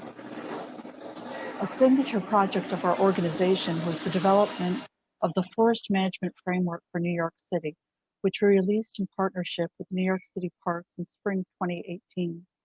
This plan includes ecological and social metrics for the care of the city's natural forests and calls for an investment of $385 million to manage them over the next 25 years. We were thrilled in 2019 by the leadership of the City Council and Mayor, which resulted in $43 million of expense funding for New York City Parks, including $4 million to support the management of 7,300 acres of forested natural areas. This funding was used to implement the first year of recommendations for the Forest Management Framework. New York City Parks was incredibly efficient with these funds. They employed 47 seasonal staff, planted 20,000 new trees and shrubs, engaged 2,000 volunteers, improved 40 miles of trails, and cared for 900 acres of parkland. The plight of our city's natural areas has mirrored that of the full park system over the past year. Visitation to natural areas increased 65% between 2019 and 2020. At the same time, the Parks Department's ability to care for the 1/3 of parks property that is natural areas has been drastically impacted due to budget cuts and the loss of more than 50 seasonal staff. Another significant challenge is the impacts of the hiring freeze, which has left key leadership positions empty for more than a year and resulted in an incalculable loss of institutional knowledge. Today, I stand with my trusted colleagues and friends in strong support of Playfair, calling for the full reinstatement of funds that were cut from the agency's budget last year. It is imperative that next year's budget include $4.5 million to continue conserving and caring for our natural forests and begin critical improvements for our city's wetlands and trails network. Thank you again for your leadership and for the opportunity to express our support for increased investment in New York City Parks. Thank you. Thank you. Thank you. Our next speaker is Catherine Heinz of NYC Audubon Society, who will be followed by Roxanne Delgado of the Friends of Pelham Parkway. Time starts now. Thank you, Chair Koo, and thank you, committee members, for sharing your commitment to a healthy and green New York City. My name is Catherine Heinz, and I am the Executive Director of New York City Audubon. We are a science-based conservation organization whose mission is to protect the 350+ bird species, almost 1/3 of all the species in North America, amounting to millions of individual birds that live in or pass through New York City each year. Some 40% of the Atlantic flyways bird species are species of conservation need, some threatened and some even endangered. Protecting these birds and their habitats improves the health and quality of life for all New Yorkers, as all humans benefit from clean air, clean water, and clean green space. And yes, this includes forever wild areas and buffers that are critically important to safeguard. Millions of birds, like our millions of city dwellers, depend upon New York City parks maintaining and protecting our urban parks and natural areas to survive and thrive. These birds fly for thousands of miles each spring and fall before resting here temporarily, feeding on native plants and insects. Wintering waterfowl depend upon clean waterways and wetlands. Summer residents forage here to feed and fledge their young in our city's parks. And coastal nesters rely upon clean, undisturbed, and invasive predator-free beaches. During these challenging times of COVID-19, more New Yorkers than ever are flocking to our parks and beaches. New York City parks continue to be our shared refuge, but increased use warrants greater care and maintenance. Engagement, supervision, and fair, equitable, and adequate enforcement by PEP and urban park rangers are also essential to safe, clean, and welcoming green spaces for birds and for people. Large, unplanned, and unpermitted gatherings that leave excess garbage, hot charcoal, dogs roaming off leash in natural areas, firecrackers, ATVs, off-road bikes, and even human feet trampling where they don't belong cause real and lasting damage.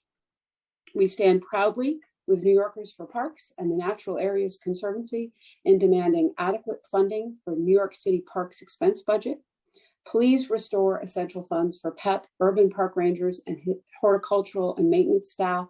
Please also restore the Parks Equity Initiative, which helps small groups like ours host inclusive events and programs for our communities. And please, please, please restore the $8 million for nature and resiliency in this year's Playfair platform to support green thumb gardens, forests, trails, and wetlands. Our city's health depends upon it. Thank you for this opportunity to advocate on behalf of our membership and millions of birds. Thank you. Thank you. Our next speaker is Roxanne Delgado of the Friends of Pelham Parkway, who will be followed by Lucy Sexton of New Yorkers for Culture and Arts. Time starts now. Okay, thank you, Chair, for analyzing the costs and benefits of special events on our open green spaces and the local community surrounding those spaces. I would like to argue that I actually think the cost outweighs the benefits of these special events. And based on the number provided by Director of Special Events, 4.5 million, I think the cost of these events definitely outweighs the financial gain. And some of these costs cannot be measured. And I like to argue, just this weekend, we had groups doing illegal barbecue on Pelham Parkway, but there was no PEP officer available. They were all diverted to special events citywide and to the beach nearby. So we had groups burning up our trees that provide us with the shaded, open, clean air, as well as habitat for birds migrating from Pelham Parkway to the Botanical Gardens. And these costs are not measured. So not only do I consider costs that outweighs the benefits of these open spaces, but there's costs indirectly in other green spaces that are not being measured. So I think that when they do special events, they should not only measure the enjoyment of those who are attending those events, but also the negative impact on all living beings that use that open space and other green spaces throughout the park agencies that manages those spaces. I also like to say, I thank newly elected Dinowitz council member for mentioning those unpermitted events. Because Pelham Parkway, there's no special events allowed in Pelham Parkway because it's a greenway. Yet we have many groups, over 10 to 20 groups holding parties in Pelham Parkway that generate over 500 to 600 gallons of trash every weekend. And Parks does not have the maintenance to clean up. We don't get regular maintenance because we're a green space, a greenway, but yet it's used as a park. And the PEP officers, when they're available, they don't enforce the rules. They don't enforce the illegal barbecue. They don't enforce big, massive bouncy houses on the parkway. I mean, this is either give us the maintenance and enforcement if you're going to treat Pelham Parkway as a park, or enforce the rules. You can't have it both ways. Again, I'd like to thank the chair for his advocacy for our green space. I really do appreciate it. It may sound like I do complain, but I do appreciate everything you've done for our green spaces. And yes, we need money for more park enforcement. We have misuse of our parks, and when we don't have any enforcement, it just not only continues the misuse, but it encourages other people to abuse our parks. And what's sad is that we do a lot of efforts to keep our parkway clean, but a few people does so much damage and does our work for the whole year. It takes one person to create so much damage on our parkway. So I thank you for your time, and please play fair for parks. I hope that parks get the adequate funding to care for all our green spaces for all living beings. And have a good day. Thank you. Thank you. Thank you. Our next speaker is Lucy Sexton of New Yorkers for Culture and Arts, who will be followed by Stacy Pappas of the Friends of the East River Esplanade. Time starts now. Thank you, Chair Koo and members of the City Council. My name is Lucy Sexton. I'm with the Cultural Advocacy Coalition, New Yorkers for Culture and Arts, whose membership includes arts and culture groups and art workers from across the 5 boroughs. I want to address the use of parks for cultural events by nonprofit cultural groups and independent artists. The city's parks are one of its treasures, and we of course want access to those treasures to be democratic and available to all the city's communities. So I'll address some of the barriers experienced by nonprofit cultural groups, particularly groups and artists without deep pockets. First, I want to thank and recognize the hard work of the personal and personal follow-up done by the Parks Department staff dealing with permits. Once a group has engaged and applied, there's responsive support by the department, and it's great, and ongoing relationships are built. However, getting to that stage is not always easy. In the lead up to the council's passage of open culture, which allowed permitting for specific streets across the city, the Department of Cultural Affairs put together an info session on city permitting processes. 4 or 5 different agencies presented, and that is part of the problem. It is not at all clear how to navigate the permitting process, since you first need to know the correct agency. Is this a city park, a state park, a community garden, a DOT plaza? Parks should find a way to message the processes clearly and make sure the information is reaching every community. I would go so far as to ask that the parks include permitting information in their signage in each park. That would go a long way to making it accessible to the hip hop dance group in the Bronx, who might want to permit a park space for a performance, but has no previous experience or relationship. Second, there are financial barriers. While the permit for free events is affordable, the fees jump astronomically if the group wants to find a way to charge for the event or even pass the hat. I propose that the Parks Department look at the system set up for open culture, where the event must be available and free to the public, but a group is able to charge their audience either in advance online or to post a Venmo address for donations or to pass the hat. So there's no blockage of visibility or passage for the public, as is necessary for our community public spaces, but there are avenues for arts groups to bring in income to pay their artists and costs. Finally, the Open Culture Program also has a hardship waiver for insurance. Here again, it would be great for the Parks Department to follow suit and make performing in the parks democratic and accessible by all the city's communities and cultural groups. In this way, New York City can fill its parks with the culture our communities are craving. We can allow hard-hit arts groups to generate the income they desperately need, and we can set the standard for the world on how to heal, recover, and thrive with arts and culture for every citizen in every park. Thank you so much for all your work, and thank you for letting me testify. Thank you. Thank you very much. Our next speaker is Stacy Pappas of the Friends of East River Esplanade, who will be followed by Eileen Miles, who is our last registered speaker. Time starts now. Thank you, everyone. Stacy Pappas, Executive Director, Friends of the East River Esplanade. We are a small nonprofit that hosts events in our park of about 500 people or less. So a lot of what we have to deal with is not quite on the large scale of Summer Stage or 60,000 people in a park, but we still have to go through the same process of permitting. It is cumbersome. It is, the wait time is really problematic. I want to thank everybody for the support they've given. I've been in a lot of these meetings and listening to all the questions that Chairman Koo has asked today. He's obviously listening to what everybody has been saying. So that's really encouraging, and I thank you for that. The event permitting process is easy to submit until one receives 3 pages of safety protocols that are not up to date with lifted COVID safety protocols. As of 6/16, I submitted a permit for 100 event, and I got a 3-page safety protocol. Meanwhile, the state has been lifted. Yankee Stadium is filled with 15,000 people. Madison Square Garden is filled with 15,000 people with no safety protocols in place. It takes parks an inconsistent number of days or weeks to approve a permit, leaving organizations in limbo during the review process.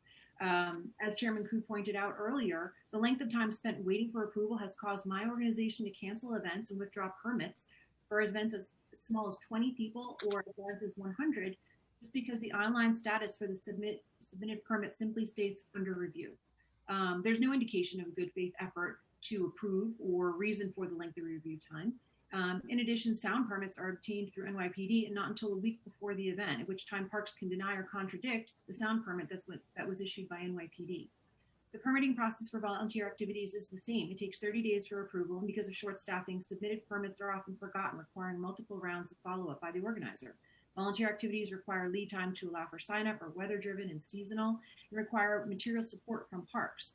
Alternatively, there's no opportunity to create a last-minute project to address pressing need like weeding or litter pickup. Volunteering is an activity encouraged by parks, but it's prohibited to organize based on the permitting process.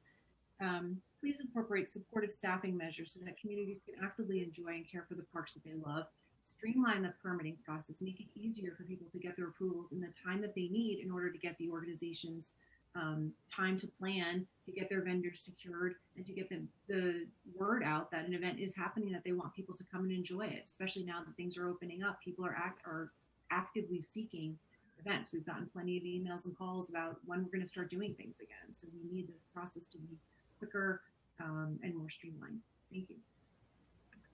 Thank you. Thank you. Our next speaker is, excuse me, Eileen Miles. Time starts now. Great. Hi. I want to thank the City Council and the Parks and Recreation Committee for having this meeting. I'm speaking as an individual, but also as a part of a group called East River Park Action. I've been a resident of the East Village for more than 40 years, and a writer, a poet, and an educator. I follow the completely undemocratic process, the planned utter destruction of East River Park. There's a shortage of parks in the city, and especially in low income and neighborhoods that are predominantly people of color. The NYCHA housing across the street from East River Park has been kept in the dark about the real process of the Esker project. They are endlessly cited as who Esker is for, but their voices, except for tenant leaders whose voices are easily leveraged by public servants who support Esker, are nowhere to be heard.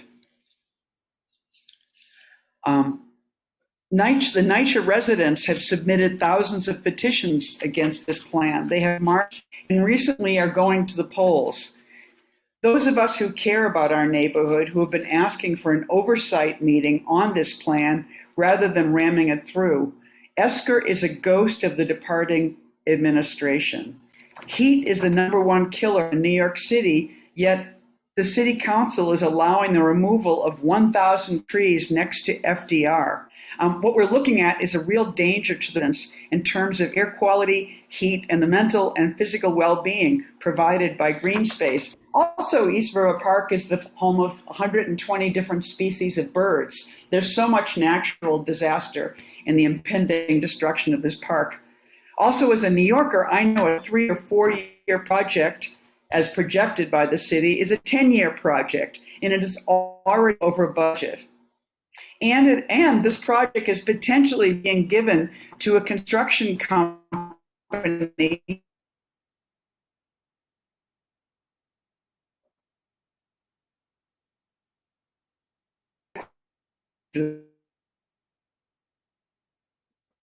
on this or federal Hello, you're breaking out. Ms. Miles, are you still on the call? You seem to have broken up.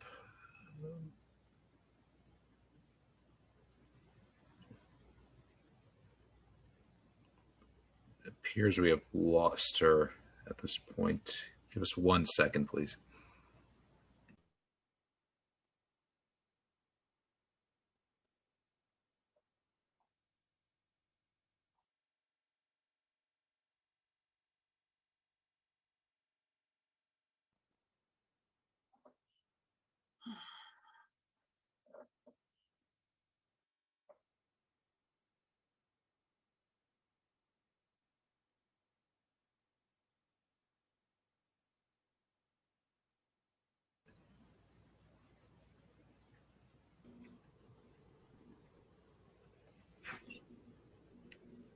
Hello? Hello? Yeah, I think I actually finished my statement. I had finished my statement. Thank you. Okay, very good. Thank you very much. Thank you. Are Okay. there any more participants? At this point, Chair, there do not appear to be. I will just make one last call for anyone. If we had missed anyone inadvertently who had registered to testify and has not yet been called, please use the Zoom raise hand function now, and you'll be called in the order that your hand has been raised. I see one there. Oh, I see one person. Yes, Josephine Scalia. Please begin once the sergeant has given you the cue. Time starts now. You're still muted. Hello, good afternoon. My name is Josephine Scalia, and I am a board member of the Forest Park Trust. Thank you for supporting and restoring Parks budget and for the opportunity to testify about the importance of New York City forests. I asked the Parks Committee to ensure that next year's budget includes funding for the care of natural areas, which is so important to the well-being of New Yorkers.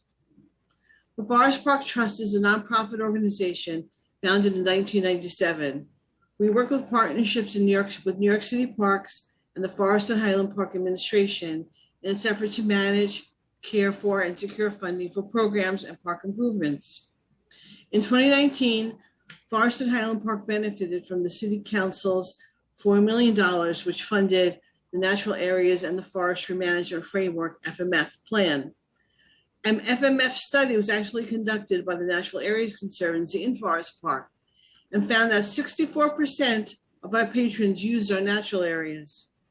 But they also found that our forest health scale was tipping due to less native and tree rate regeneration, especially oak species in the mid and understory.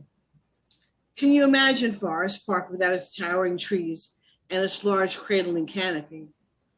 The parks greatly benefited from the Playfair program.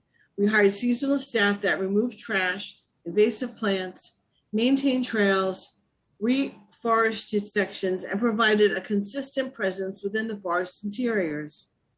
This targeted aid improved the vigor of our natural areas, park safety, and contributed to our patrons' physical and mental health. However, during the pandemic, parks suffered from drastic budget cuts, which resulted in poor park conditions. Although we did receive a grant from the Green Relief Grant, the trust did receive a Green Relief Grant to keep seasonal staff, we witnessed higher trail usage and an increase in brush fires, dumping, and graffiti, conditions that we haven't seen in decades. We hope that the City Council will restore the $8 million for the nature and resiliency in this year's Playfair platform to support Green Thumb Gardens, forests, trails, and wetlands. Please help us to continue to protect, preserve, and care for these areas by restoring the funding. It will ensure our parks will be safer, cleaner, healthier, and more accessible. Thank you again for your leadership and commitment to New York City parks. Thank you. Thank you very much. And I do see Councilmember Holden does have a question. Yes, I just want to say hi to Josephine and thank you for your testimony on behalf of the Forest Park Trust. They're a great organization, and it seems like we're fighting a losing battle many times in our parks, but thank heavens for the Forest Park Trust. Thank you. And I just echo, you know, Parks never receives the funding that it deserves, obviously, and the chair had said that earlier. But it's great, you know, we have so many volunteer groups within our parks, and Forest Park is no exception. We have the Friends of Forest Parks, we have the, like I said, the Forest Park Trust, but it's such a large park with wonderful trees, and you're right, the trees need a good investment to preserve. Even the memorial trees that were from World War I need some tender loving care, or they won't survive much longer. So I thank you, Josephine, again. I can't thank you enough for staying on this hearing so long, and for your testimony, because it will go a long way, and it is being heard. So thank you. And we thank you, Councilman Holden, for your wonderful support for Forest Park. I love really it. made a difference. Again, you don't have to go far to go to the forest, because you have Forest Park. You don't have to go upstate, folks, because Forest Park, you can see what Queens used to look like by just hiking the trails at Forest Park. So again, thank you for your advocacy, Josephine, again. Thank you, Chair Koo. Thank you, Councilmember. Thank you. And at this point, I will turn it back to Chair Koo to offer any closing remarks and to adjourn the hearing. Thank you. So I want to thank the Department of Parks and all the advocates who testified today. As our parks permitting process restarts and events begin, I hope that the city will remember the impact that all events have on our parks, both good and bad, and ensure that we have the necessary resources and appropriate policies to ensure that our parks continue to not only be cultural and event hubs, but they remain safe, clean, and enjoyable for all visitors. Finally, I want to thank the committee staff and my chief of staff, Elaine, and of course our moderator for helping this committee, this public hearing to be successful. This meeting is being adjourned.